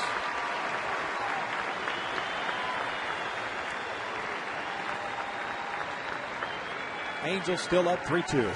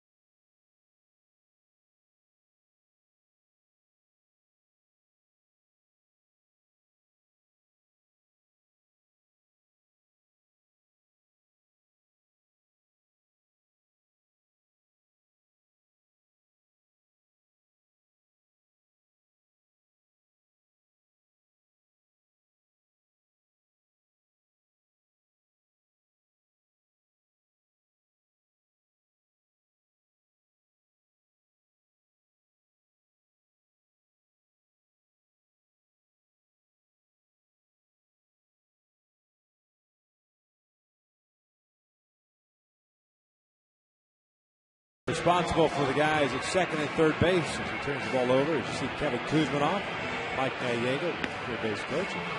Mark Ellis, who had the double, chasing Joe Saunders. Giving way to this guy, Kevin Jepson. Kevin Jepson, the overpowering fastball. He has the capabilities to get those strikeouts, which the Angels need to be able to get through this inning. A strikeout, very important in this spot. 97-mile-an-hour fastball, slider, and a curveball. All three of his pitches capable of getting that strikeout, swing and miss. He'll be facing Jake Fox, the catcher.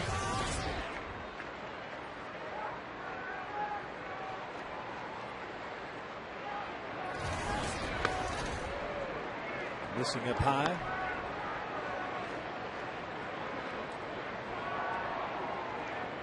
The only guy that is up on the infield, Kendra Morales at first base. The reason why Mike Scioscia's doing that because he feels the offense is swinging the bat well today, would give up that tying run to be able to get it out. Has the confidence. Now, a couple days ago, the way the offense was struggling, he probably has the infield in.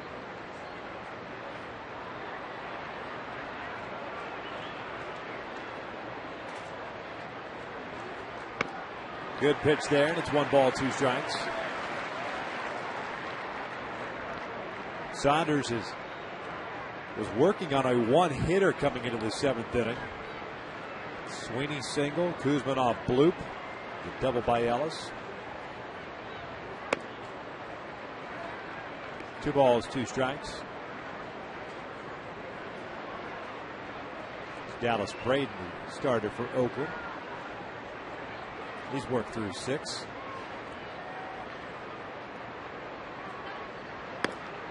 Blew it right past him. Down goes Fox. There's out number 1. Talk about old-fashioned baseball. Fastball on the outside corner.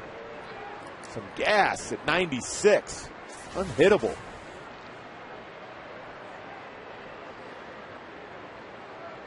Here's Rosales getting to start at second base with Ellis serving as the DH. Rosales with a home run and a ground down. 1 for 2. Fastball ripped into right field, a base hit. That'll bring home 1. And Ellis will come around to score as well. A's up 4-3. You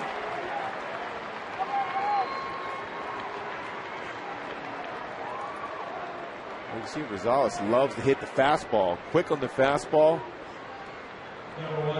Home run to left field. Now this time to right field with a base hit. Fastball had talent, actually got a little bit too much to the plate, even though it was 96 mile an hour. Rosales showing a quick bat.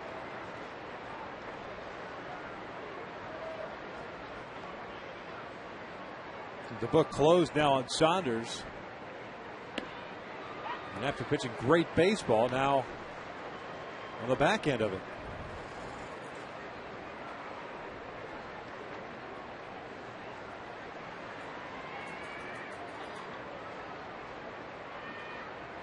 Eric Patterson 0 for 2.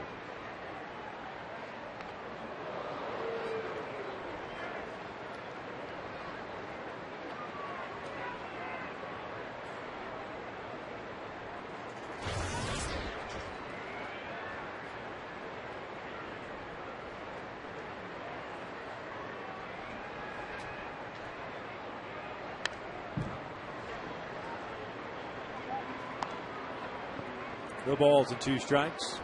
Head of the count 0-2, have a chance to expand the strike zone, make him swing at a pitch in the dirt. Big curveball that Jepson has.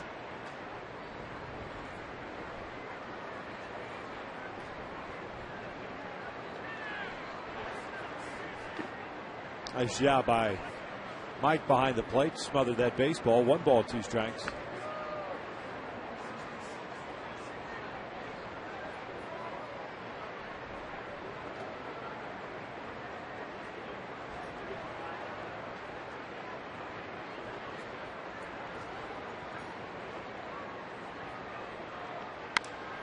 Patterson lines one foul down that third base line.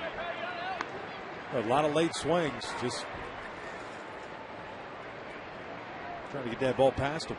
Different approach for this Oakland lineup, they're just trying to put the ball in play. Years past, these are guys that try to hit the ball out of the ballpark. See a lot of pitches, get some walks, play for that 3-run home run. Different team now.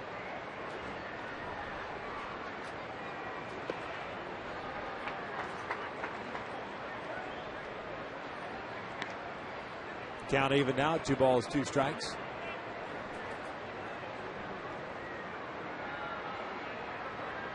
A's with 3 here in the 7th to take the lead 4-3.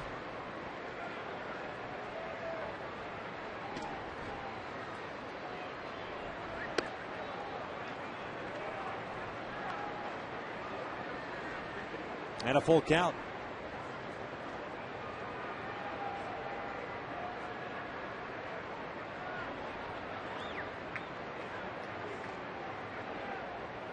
See if the A's start Rosales off at first base with 1 out. He was leaning.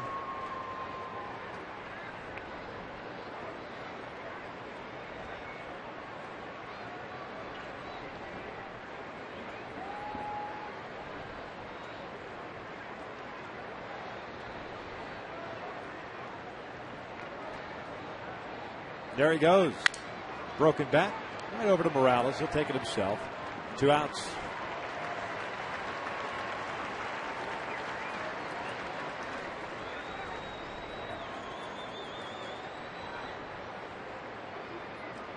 Brings up Cliff Pennington.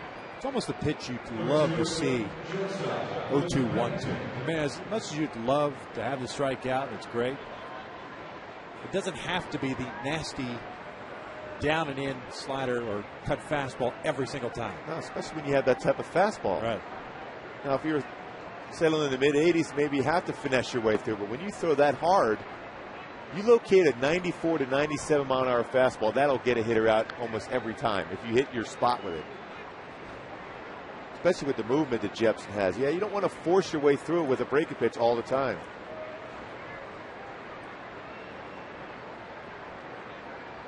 Trying to get Pennington to keep it right there. A 1-run deficit. Fastball skied to left. Juan Rivera going back on it. Oh, this game. The A's score 3 here in Anaheim. 7th inning stretch time. They're up 4-3. Turn things over to God Bless America.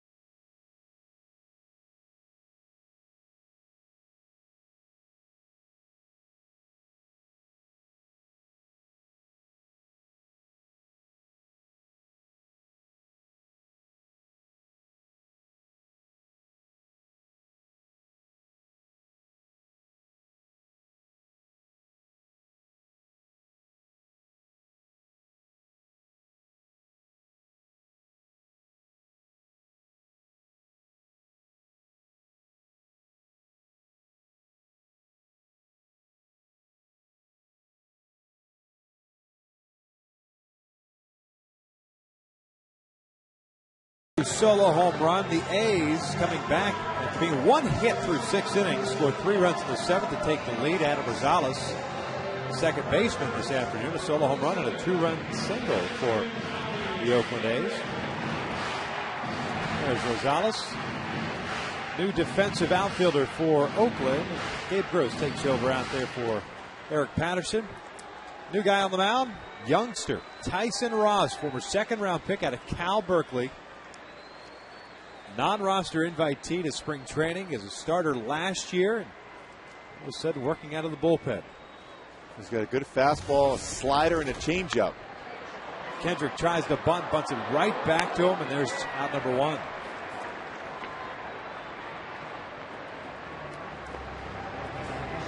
Pretty tight slider, too. 82 to 85 mile an hour on that. He could rush the fastball in the low 90s with some movement.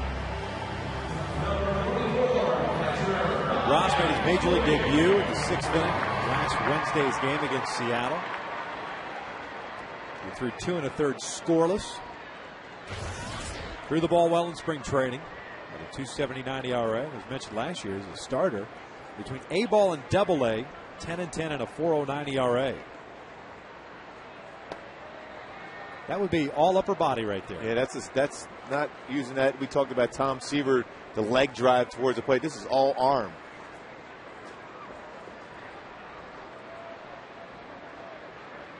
Napoli's 0 for 2 with a ground ball to second and a line out. That fastball just off the plate. 2 balls and no strikes. Scott Shields up and loosening now for the Angels.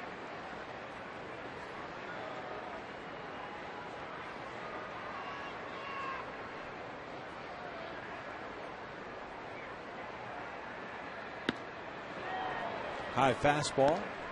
2 balls and a strike. Hides the baseball well, too.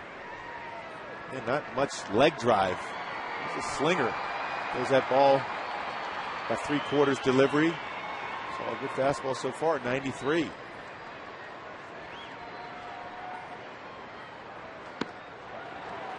2-2 now.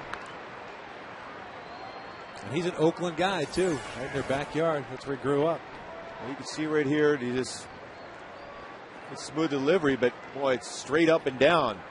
You always talk about, you hear the saying about working downhill. He's definitely doesn't do that. It's like a BP pitcher, except it's 95. Yeah. Very deceptive. You can see by some of the swings so far here against him, they don't seem to be picking the baseball out of his hand real well. Full count. Got him.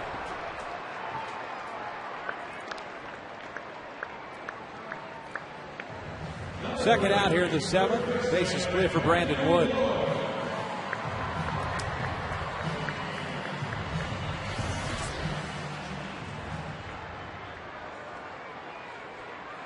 Easy to be successful when you're behind the count 0-2. If you get a fastball, if you're Brandon right here, you get a fastball you can see well, you just got to attack it.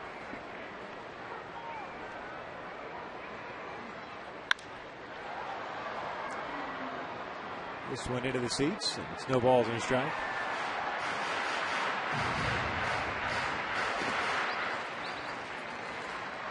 Four runs, 5 hits, 2 left on for Oakland. 3 runs, 5 hits, 3 left on for the Halos.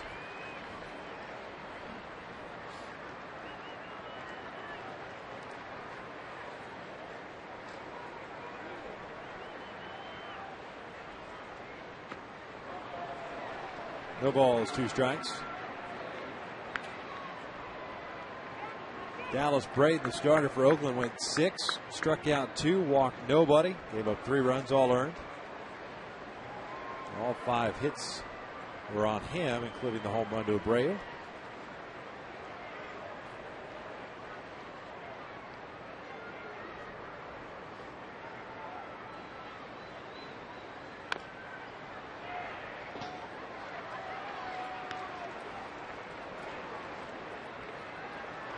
Mickey working all day long. Soft toss, hitting off the tee, extra BP, trying to get that swing and that confidence going for Brandon, because that second pitch that Ross threw him as a sinker down in the zone, that means it tells you your confidence out there. You're just swinging at that thrown pitch.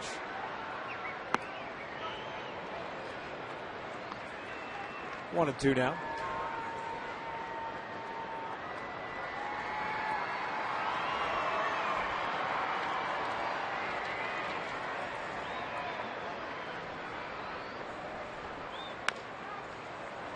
Got a piece of that breaking pitch.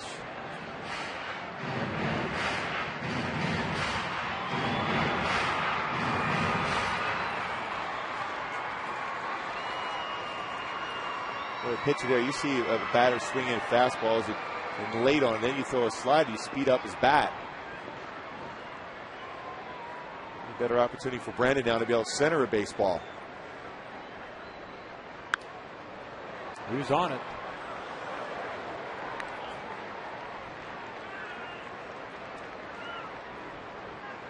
So that one mistake as a pitcher makes, you see, you figure you might as well try something different. Well, until they've proven they can hit that fastball, to throw a slider, you've given them a better, more aggressive life here now. It's a sign for a sinking fastball. Just a little bit short. 2 balls, 2 strikes. Anytime you see a catcher with the one sign, when it's a fastball, then he makes a circle sign, that means it's a sinking fastball.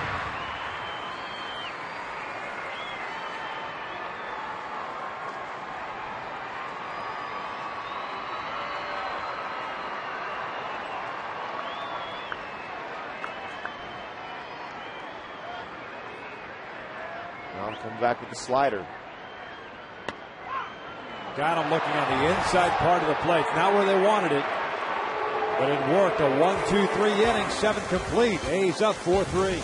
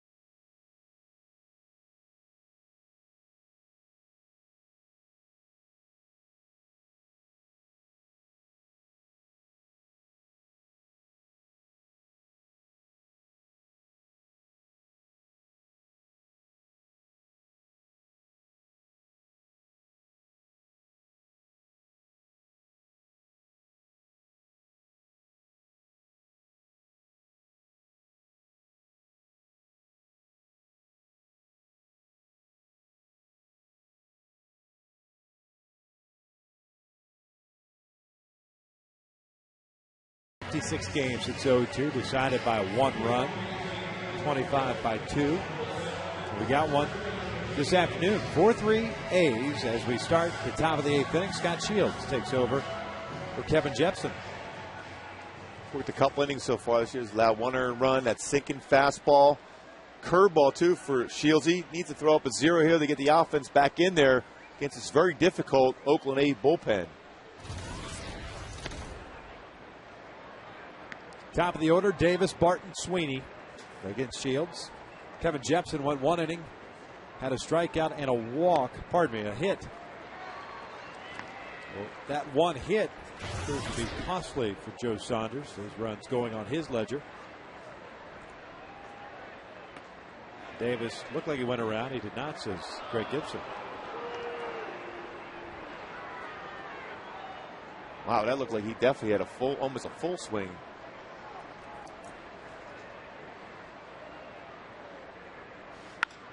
And that one's lined to right. And Scott, not very happy, yelled something at Greg Gibson. Gibson yelling back to Shields.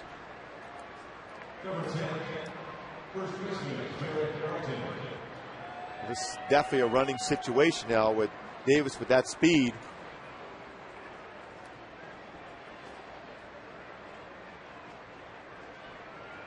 And I can see where Scott is angry in that situation. We talked about it the other day. I mean, it changes the dynamic of an at-bat. It gives the hitter the advantage, especially if it was something that it should have been a strike. Makes it more of a fastball count. You could think and have confidence that's the pitch you're going to get as compared to the thought of, well, is he going to throw a fastball? Is he going to throw a breaking ball to get me out?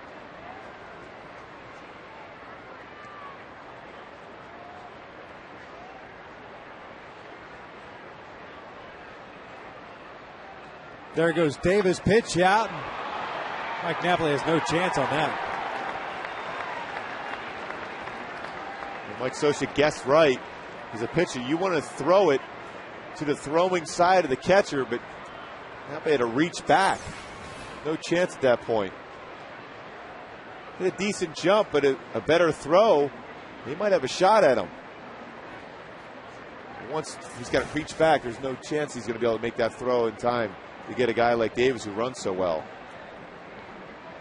Second stolen base of the game for Rajai Davis.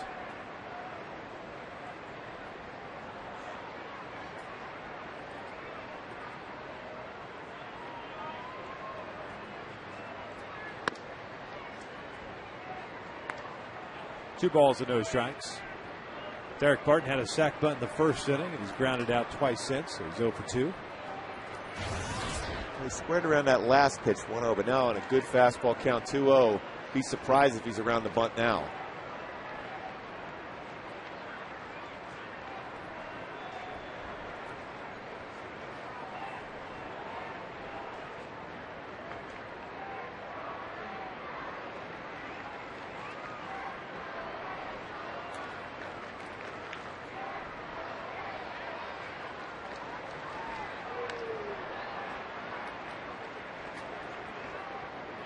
Davis looking like he's trying to get that running start toward third base.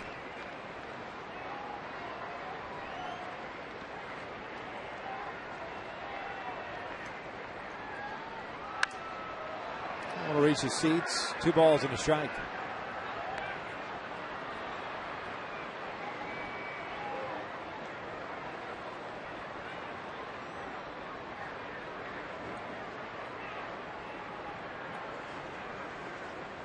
Scott pitched last night with 1 inning, struck out a man, gave up a run on a hit.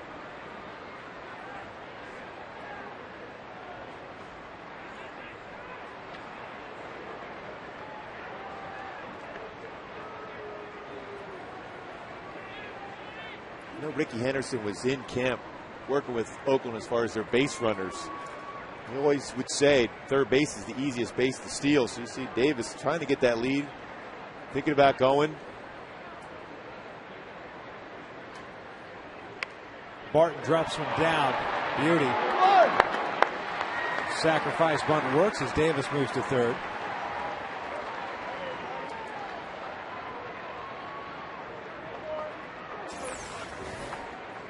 A nice job by Barton here. Level bat, play catch with it. In a perfect spot to advance Davis to third base. We're doing those little things now. Put their guys in scoring position. Infield in now. Ryan Sweeney at the plate.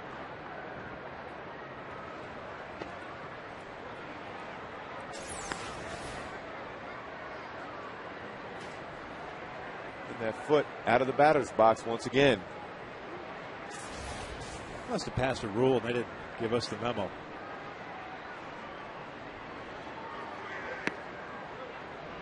Two balls and no strikes. You notice that when the batters get in that batter's box, all of a sudden that white line and groundskeepers looks so nice, it's already gone. Kicking it out in the back so you get a better advantage as a hitter the deeper you are in the batter's box. Oh, that pitch miss. It's 3-0.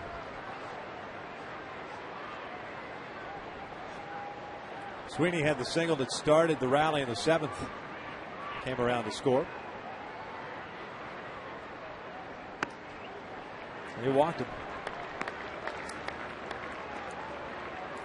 Just a second walk in this game, issued by Angels pitchers. They'll bring Kevin Guzman up. Take the chances with the A's third baseman. Better advantage right-handed batter versus Scott Shields, a right-handed pitcher.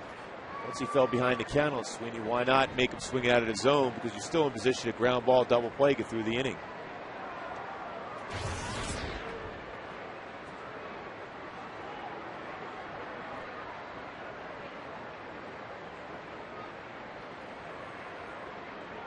One for 3 day for Kuzminov.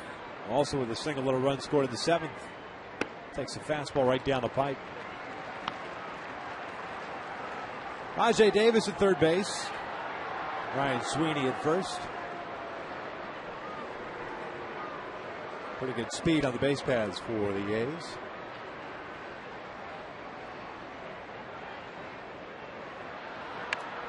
Jammed him. No balls, 2 strikes. We're talking about getting in someone's kitchen. Running fastball. The thing is with this pitch right here, you see him getting all the way in there right on the handle of the bat. If he puts that in play, a ground ball, it's even more difficult to get out of the batter's box if you're the hitter. A better chance if it's hit in an infield to get that double play.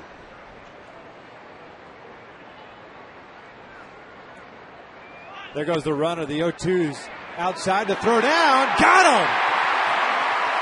Nice job by Mike Napoli. Out number 2. Well, that was great to see. Mike Napoli's been working so hard through spring training in the beginning part of the season to get back that catch and throw. And a big jump by Sweeney, but a great throw. And Mike Napoli, well, it's good to see for him. That's what you want to do. Catch and throw. Good release. Quick. Like the fact how he kept the glove down and on the tag as Kuzminov fouls him straight back. Sometimes you get infielders, middle infielders especially, that tendency of catch and just kind of that quick drop down and back up. That was the phantom tag, if you will, but stayed right through it.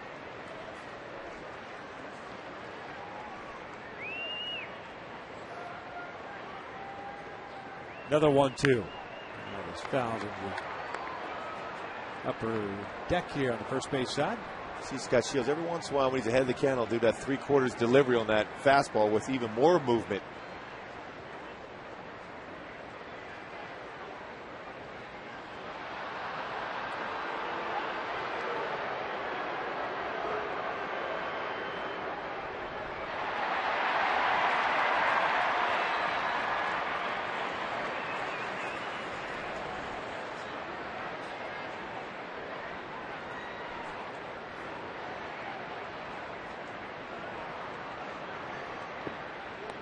Nice job by Napoli on the breaking pitch in the dirt.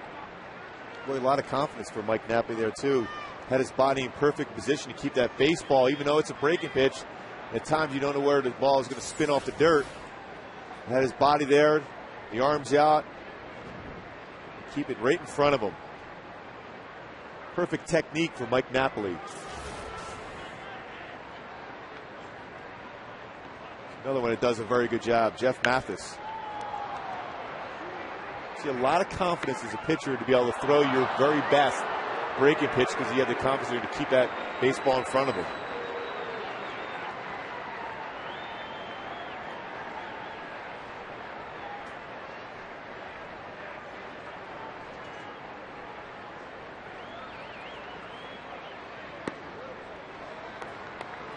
Full count now on Kuzminov. Mark Ellis on deck.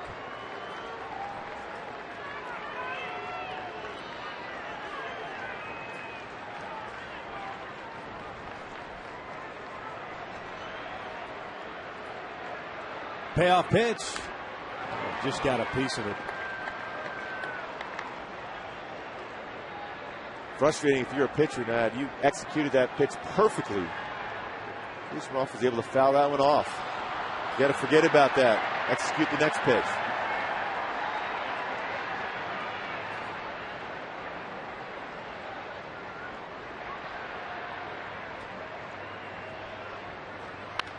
Ripped foul.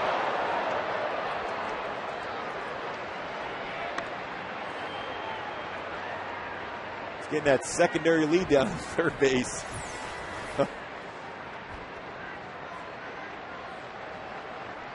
That'll be hard to skip a beat.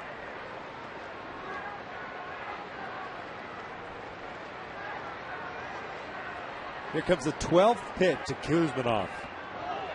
Tried to get him to chase. He did not go. It's ball 4.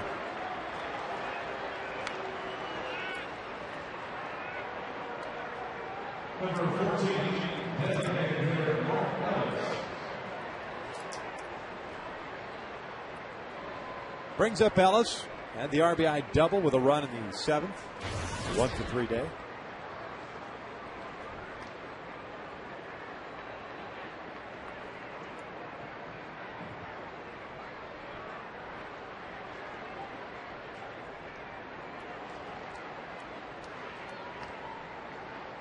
Looking ahead to the Angels' 8th inning. Top of the order. Ellis takes that bender inside. Ibar, Abreu, and Hunter.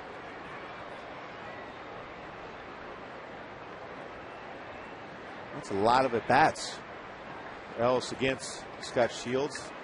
4 for 27.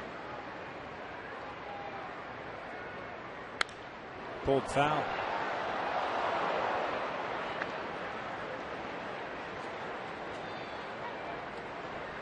One ball, one strike. 26 pitches. 25 pitches, pardon me. Scott Shields.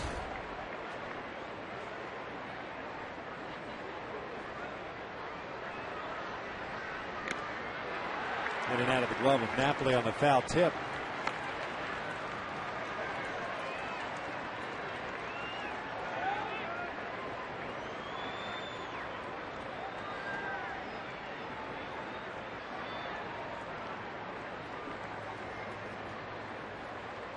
Scott bouncing back after the tough season last year, just making 20 appearances for the ball club before giving way to that tendonitis and the surgery on the knee.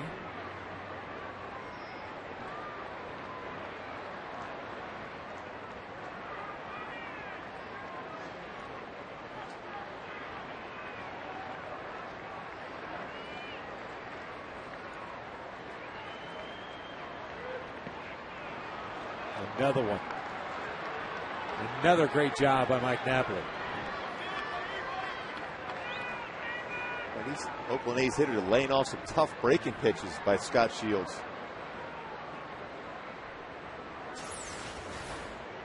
What an effort, though, by Napoli. Not only getting the body into position, but having the glove down there so it can't get underneath his leg.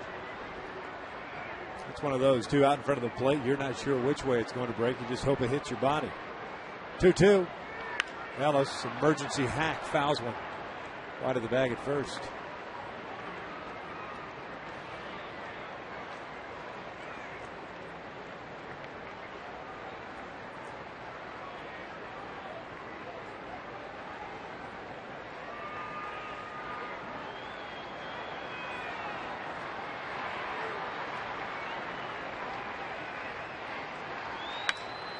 On the ground at third, Brandon Wood. Across the diamond, Kendra Morales safe at first. Rajay Davis scores. 5-3 Oakland.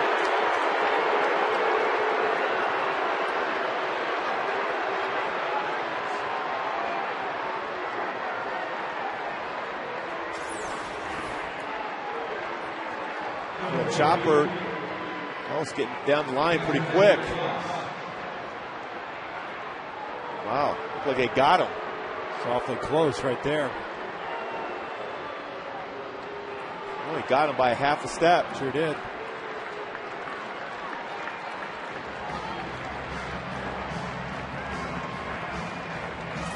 Scott Shields' afternoon comes to an end. Pitching change. 5-3 Oakland here in the top of the 8th.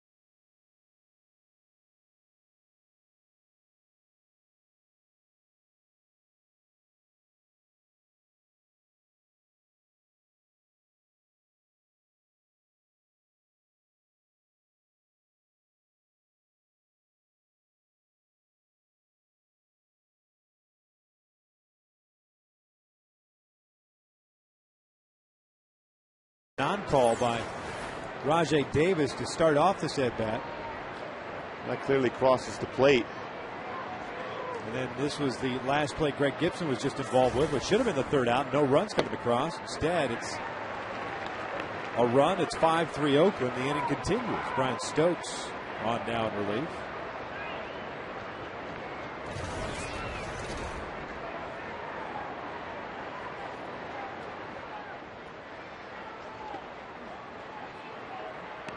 Mike Napoli's been tested in this inning alone, blocking some tough pitches in the dirt.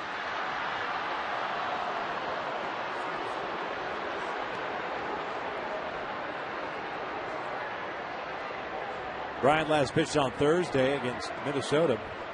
They put 3 runs on 3 hits, so 2 strikeouts and a home run.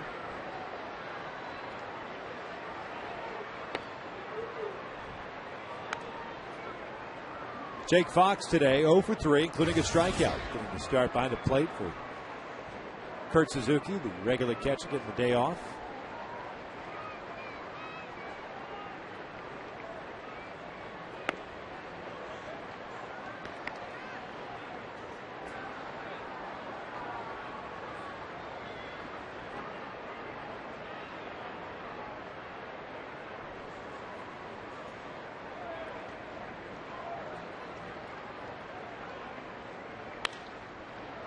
Full count. The A's with 3 in the 7th, 1 in the 8th. They did this yesterday too when they were down 3-1. Scored a solo run in the 7th, 1 in the 8th to tie things up before the Angels won in the 9th on the Matsui single.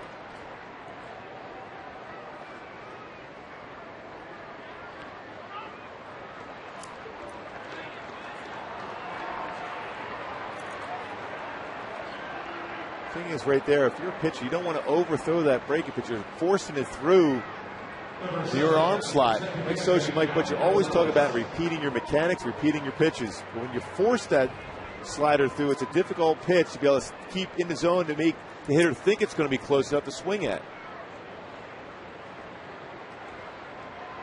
You also got to remember Rosales is hacking at that fastball. Home run and a base hit on the fastball. Breaking ball is in there.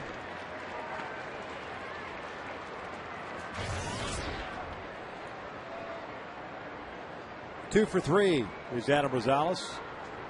A single, a home run, 3 runs batted in. Lays off of that one.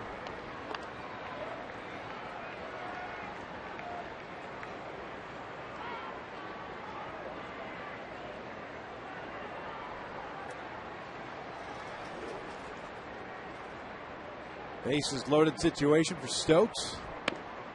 Outside, 2 balls and a strike.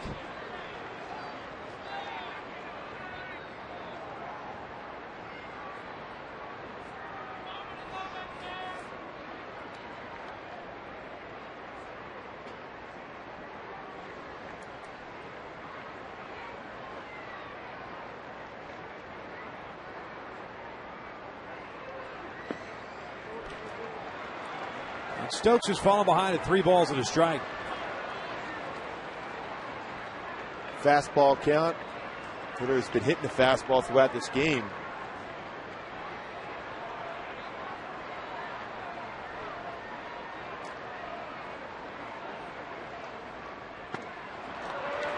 Stokes just walked in a run.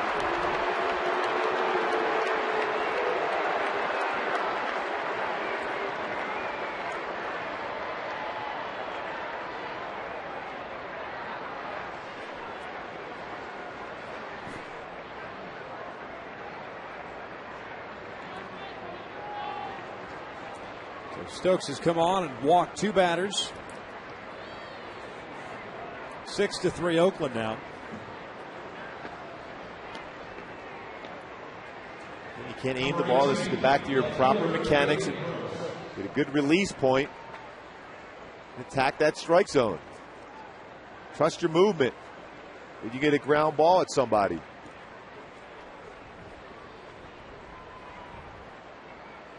Dave Gross at the plate now. An RBI to Rosales gives him 4 on the day. It's a new career high for him. Gross lines one to left. Ellis will score. Jake Fox will be stopped at third. 7-3.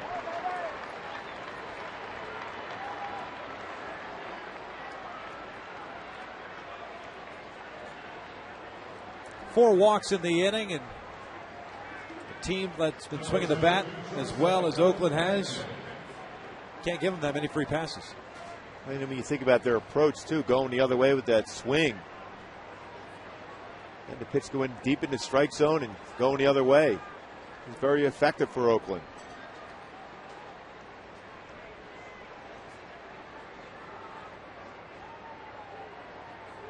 Here's Cliff Pennington, who's 0 for 3.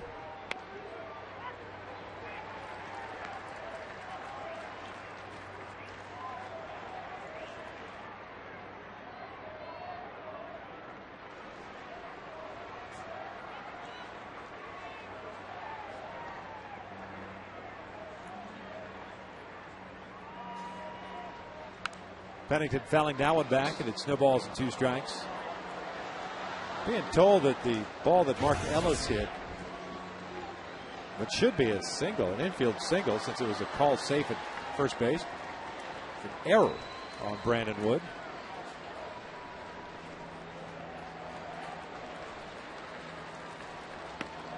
And down goes Pennington.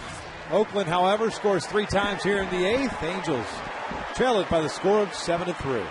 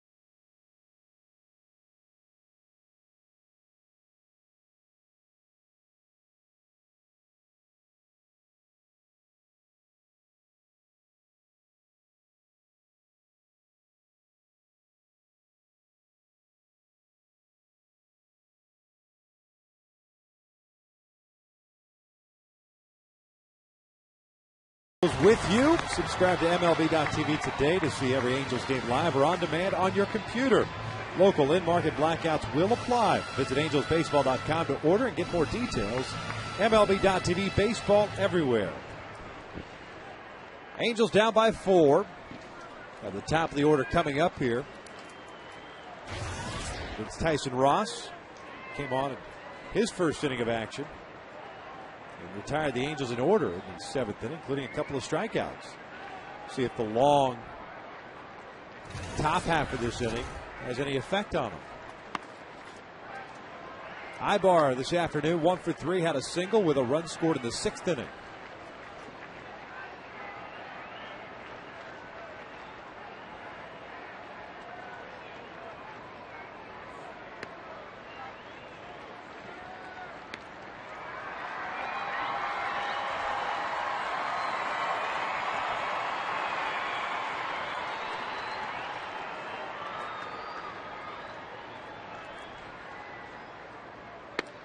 Outside, 3 balls and no strikes. Well, the one way to get back in the game it is go out there, walk that leadoff hitter, feel you're part of the game still with that very effective bullpen that Oakland has. Need base runners. That's the way to get it. couple walks. And he walked him. 4-pitch walk. Leadoff man is on board for Bobby Abreu. Look at the manager upset, Bob Guerin. Certainly in that spot, you want to make sure he swings his way on. Pitch is out of the zone.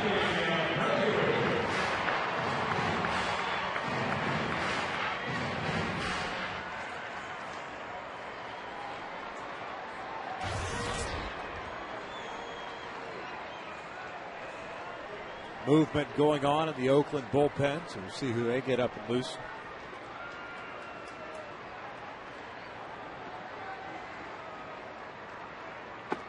First pitch way outside for ball one. Jerry Blevins looks like he's going to be the first man. Left-hander. Pitched last night, went 1 inning.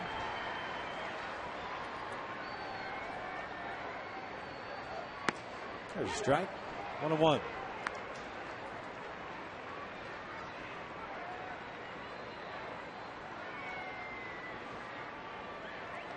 Bobby, a 2-for-3 day. Home run, a single, fly ball to center. First home run of the year, first RBI.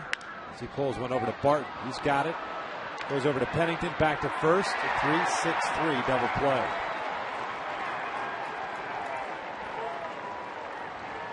Barton did a nice job of that play. Good strong throw to short. That's what you want to do in that position with a base runner. Throw it inside of the bag there to be able to make that quick turn back to him. 3-6-3 double play. Never easy for a right-handed thrower, but executed perfectly.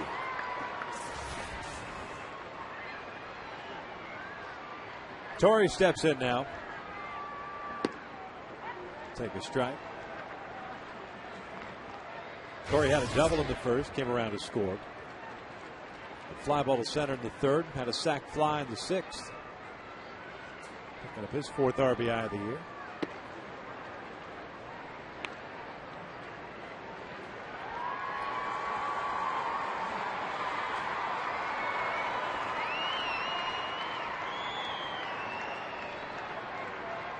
Ross's 1-1 pitch lined into center. Base hit. When you're that tall, you're ducking out of the way of those. 6-6, a line drive back up the middle. Hopefully that doesn't find any of your body there. That's when you're falling over towards that first base side of the pitcher's mound, and line drive like that, you're susceptible to it. Get hit with that ball up the middle. Brings up Matsui. 0 for 2 today. Fly ball to center, to ground ball to first. Drew a walk in the 6th inning.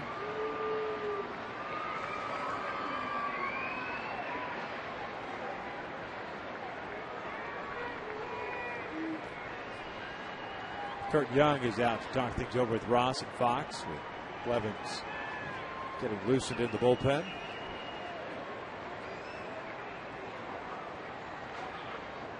Six hits now for the Halos. We're against the 7 Oakland's put up on the board. The Oakland's put up 3 spots in the 7th and 8th innings.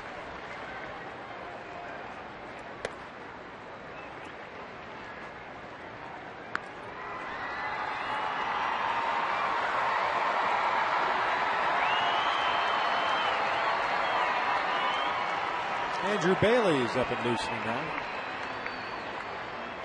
Last year's American League Rookie of the Year. 2 balls in those strikes.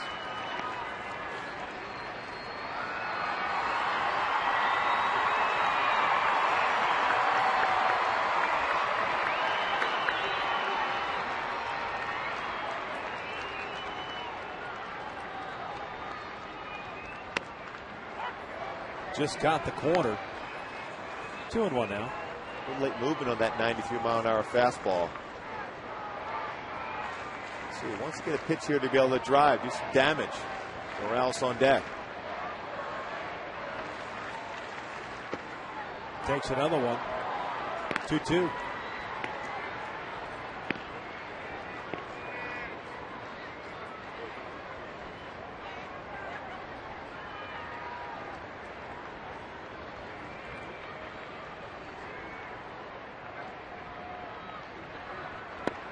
Full count now, and Torrey will be off at the pitch with 2 outs.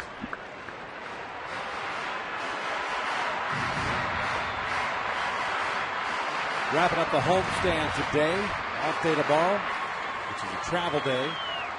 3 in New York to start the first road trip of the season. 3 in Toronto next weekend. Matsui back up the middle. Ross has got it. Goes out number 3. 8th inning comes to a close. Oakland's up by the score of 7-3.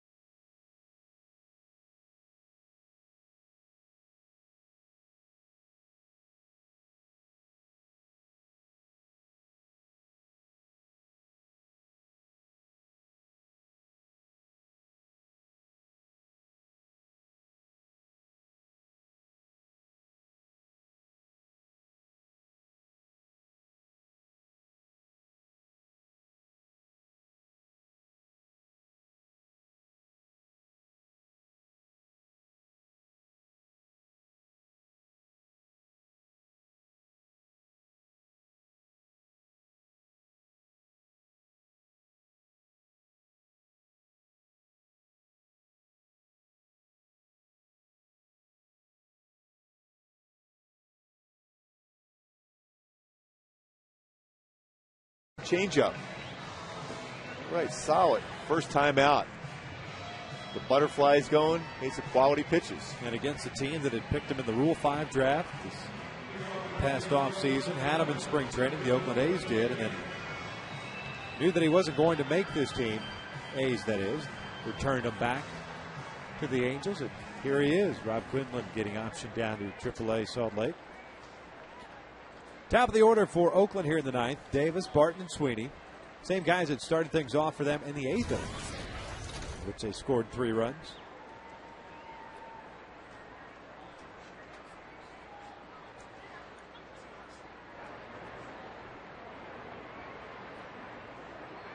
First pitch to Rajai Davis is in there for a strike. Davis 1 for 3, single, stolen base, and a run scored. He's got a couple of stolen bases today, as a matter of fact. Takes low for ball 1.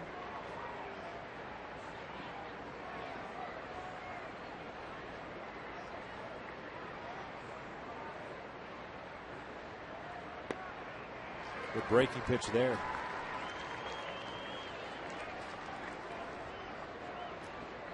Ahead of the count at 1 ball, 2 strikes. Might as well go after him with the same exact pitch. You see him swinging a pitch out of the zone like that. See if he'll go fishing for that breaking pitch out of the strike zone again. Lined into left center field. Torrey got a good jump on it, makes the catch on the run. Goes out number 1.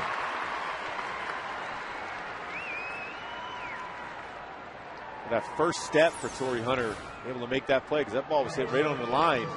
Got himself in position and almost make that look routine. Originally it looked like I was going to be in the alley. Brings up Derek Barton.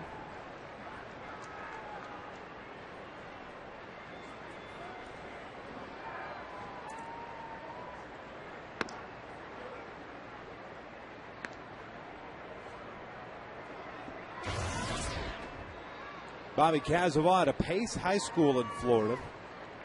34th round pick in 2004. Last year, Double-A, 3-7, and a 3.68 ERA in 57 games. Had 4 saves there.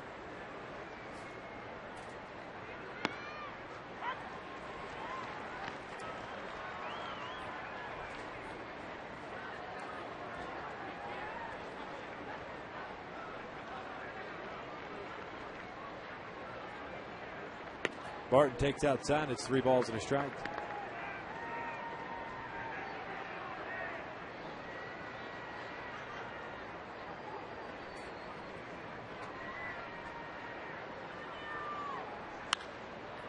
Popped up. Long run for Juan Rivera and Eric Ibar. It drops into foul ground. Kazoval facing Barton now with a full count.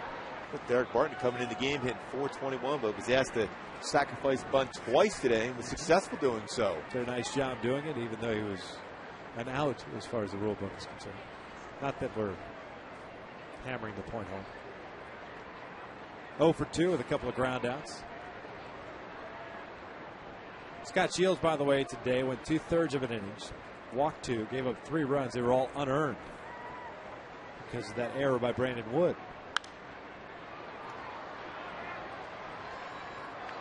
Brian Stokes, 1/3 of an inning, a strikeout, 2 walks.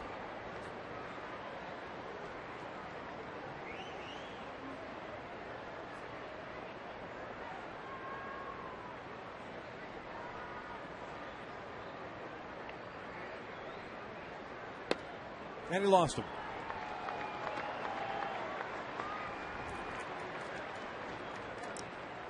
One out walk to Barton brings up Ryan Sweeney. 5 walks. Angels pitchers here over the last inning plus. Even the Bat Boys getting on the phone.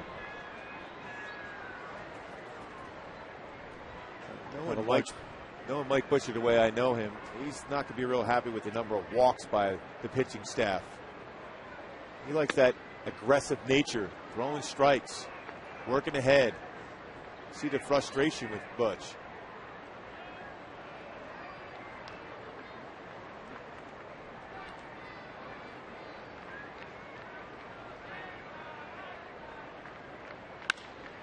Into the alley on left center field. It'll split the outfielders.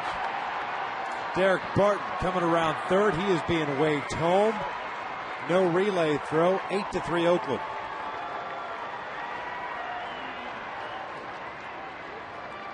Double for Ryan Sweeney, his second hit of the game, picking up his 4th RBI of the season.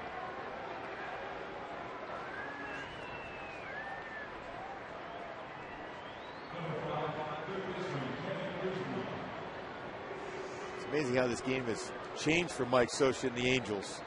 Joe Saunders cruising along through 6. Top of the 7th, they were up 3-1. Couple base hits.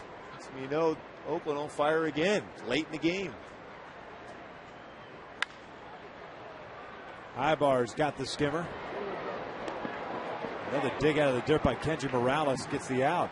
A couple of balls in the dirt from the left side of the infield today. 2 outs now. Now to bring up Kevin Kuzminoff. Long throw for Eric Ibar, one of the strongest arms in the American League from the shortstop position. Short house, McHenry. Nice pick. First. Kuzminoff's the guy that just grounded out. Ellis is at the plate now.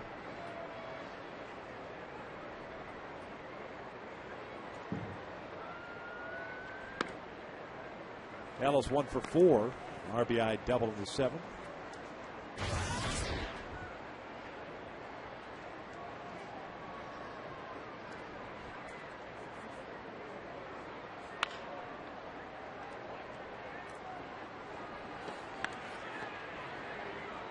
Hayes came in batting .278 as a ball club, second in the American League. Scored 30 runs coming into today, now 38. Like you said, Mark, I mean, tale of 2 different ball games. That one past Brandon Wood and into the corner.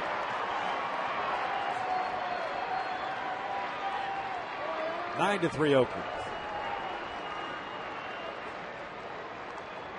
Well, Ellis continues to get those big hits against the Angels. Big double down the right field line in the 7th inning off of Joe Saunders. Big base hit again. So she's seen enough out of heroics for Ellis against his club.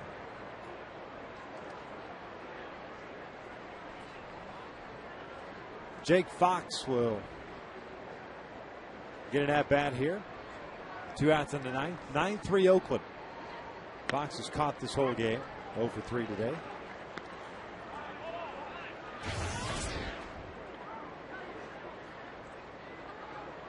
Good matchup of starters between Saunders and Dallas Brayton, both going 6 innings. Travis Buck is going to pinch run for Mark Ellis at first base.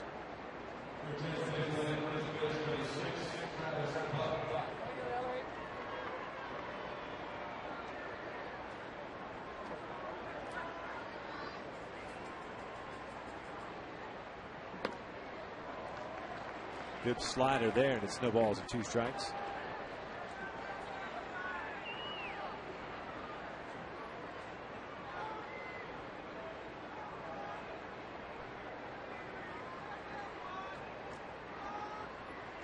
And he got him. Not before the A's tack on 2 more. Angels trail it by 6, trying to get something going in the bottom of the 9th.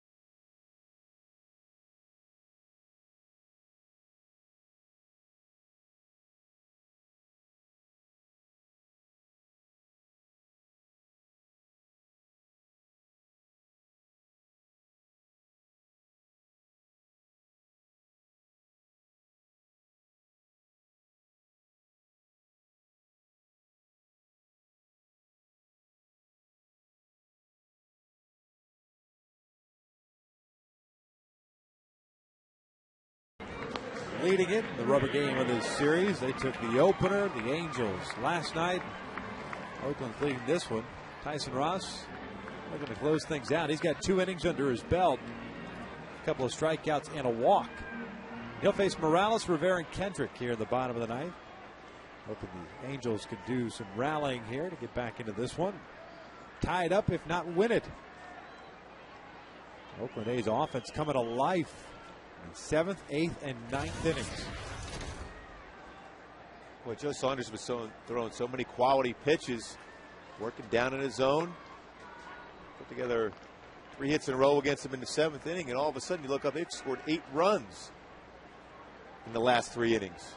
Since Joe had that string of 13 straight retired, up until that 7th inning single by Ryan Sweeney, the A's went 8 for 16 and had 5 walks. Even when you look back at that inning against Joe, Kuzminoff had that little flare in the right field.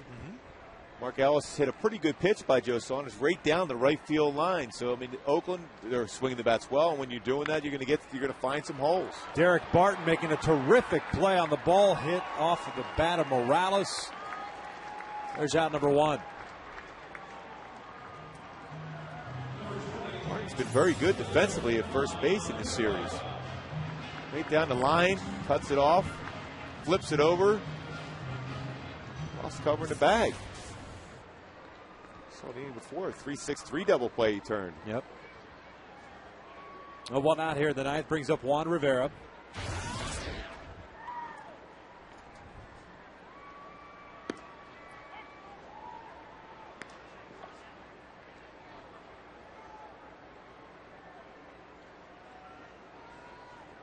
Juan's 0 for 3. A couple of fly ball outs and a ground out.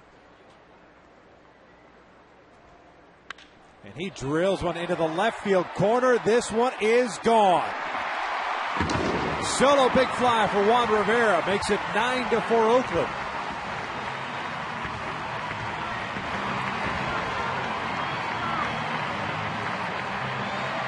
Juan Rivera quick on that swing. Took a whole lot of time for that baseball to get out of the ballpark.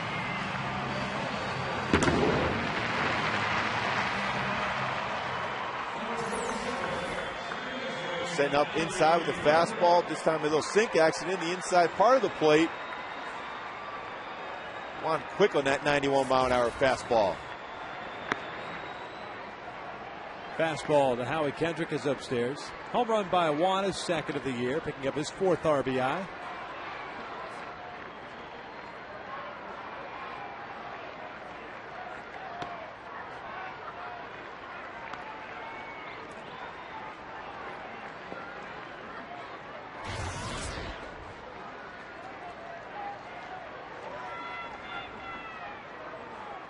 Howie 0 for 3.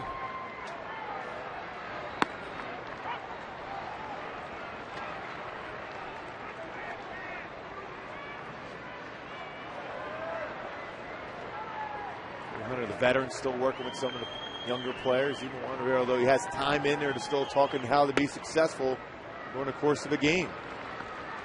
Always learning something.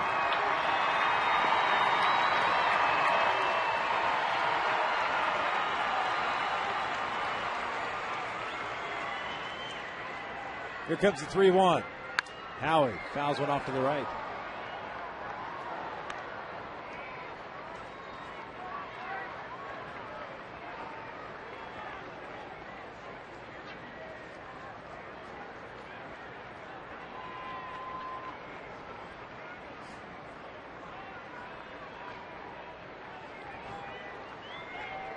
Payoff. Check swing, fouled it at the plate.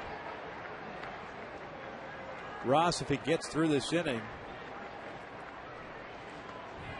and finishes this ballgame off, the Angels happen to lose, would be in line for the good old 3-inning save. Doesn't sound too enthusiastic, Victor, on that one. Not a big fan of that rule. Wes Littleton of the Rangers got a save in the 30-3 win as Kendrick shoots one foul. Does that make sense? No, that's the unfortunate thing. That's why when it comes to Hall of Fame voting, closers at times don't get the respect and I think they deserve. But when you get saves like that, you can see why they say it's not as impressive when you go 3 innings to get that save if it's a sizable lead. Now he lines one right to second. Rosales is there. 2 outs.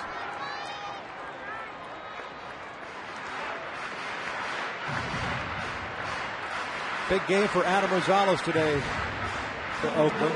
Career high 4 runs batted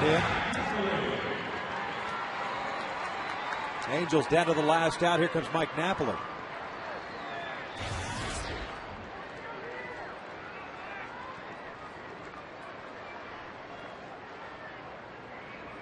Mike 0 for 3.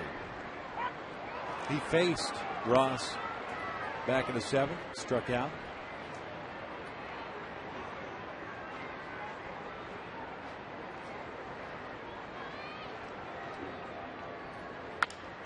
On the ground to third. Kuzmanov to Barton. And the A's take the rubber game of the series by the final of 9-4. Well, that game changed around there in the top of the 7th. Joe Saunders had retired 13 in a row, making some solid pitches. Still made some good ones there in the 7th inning, but Oakland came in there hot as far as swinging the bat. He manufactured some runs there with a couple sacrifice bunts. Were aggressive throughout this series. Played good baseball, solid defensively. Barton, some nice plays at first base. House Braden did a nice job on the mound himself, using that changeup and cutting that fastball inside of the right-handed batters. We'll be back to wrap things up right after this.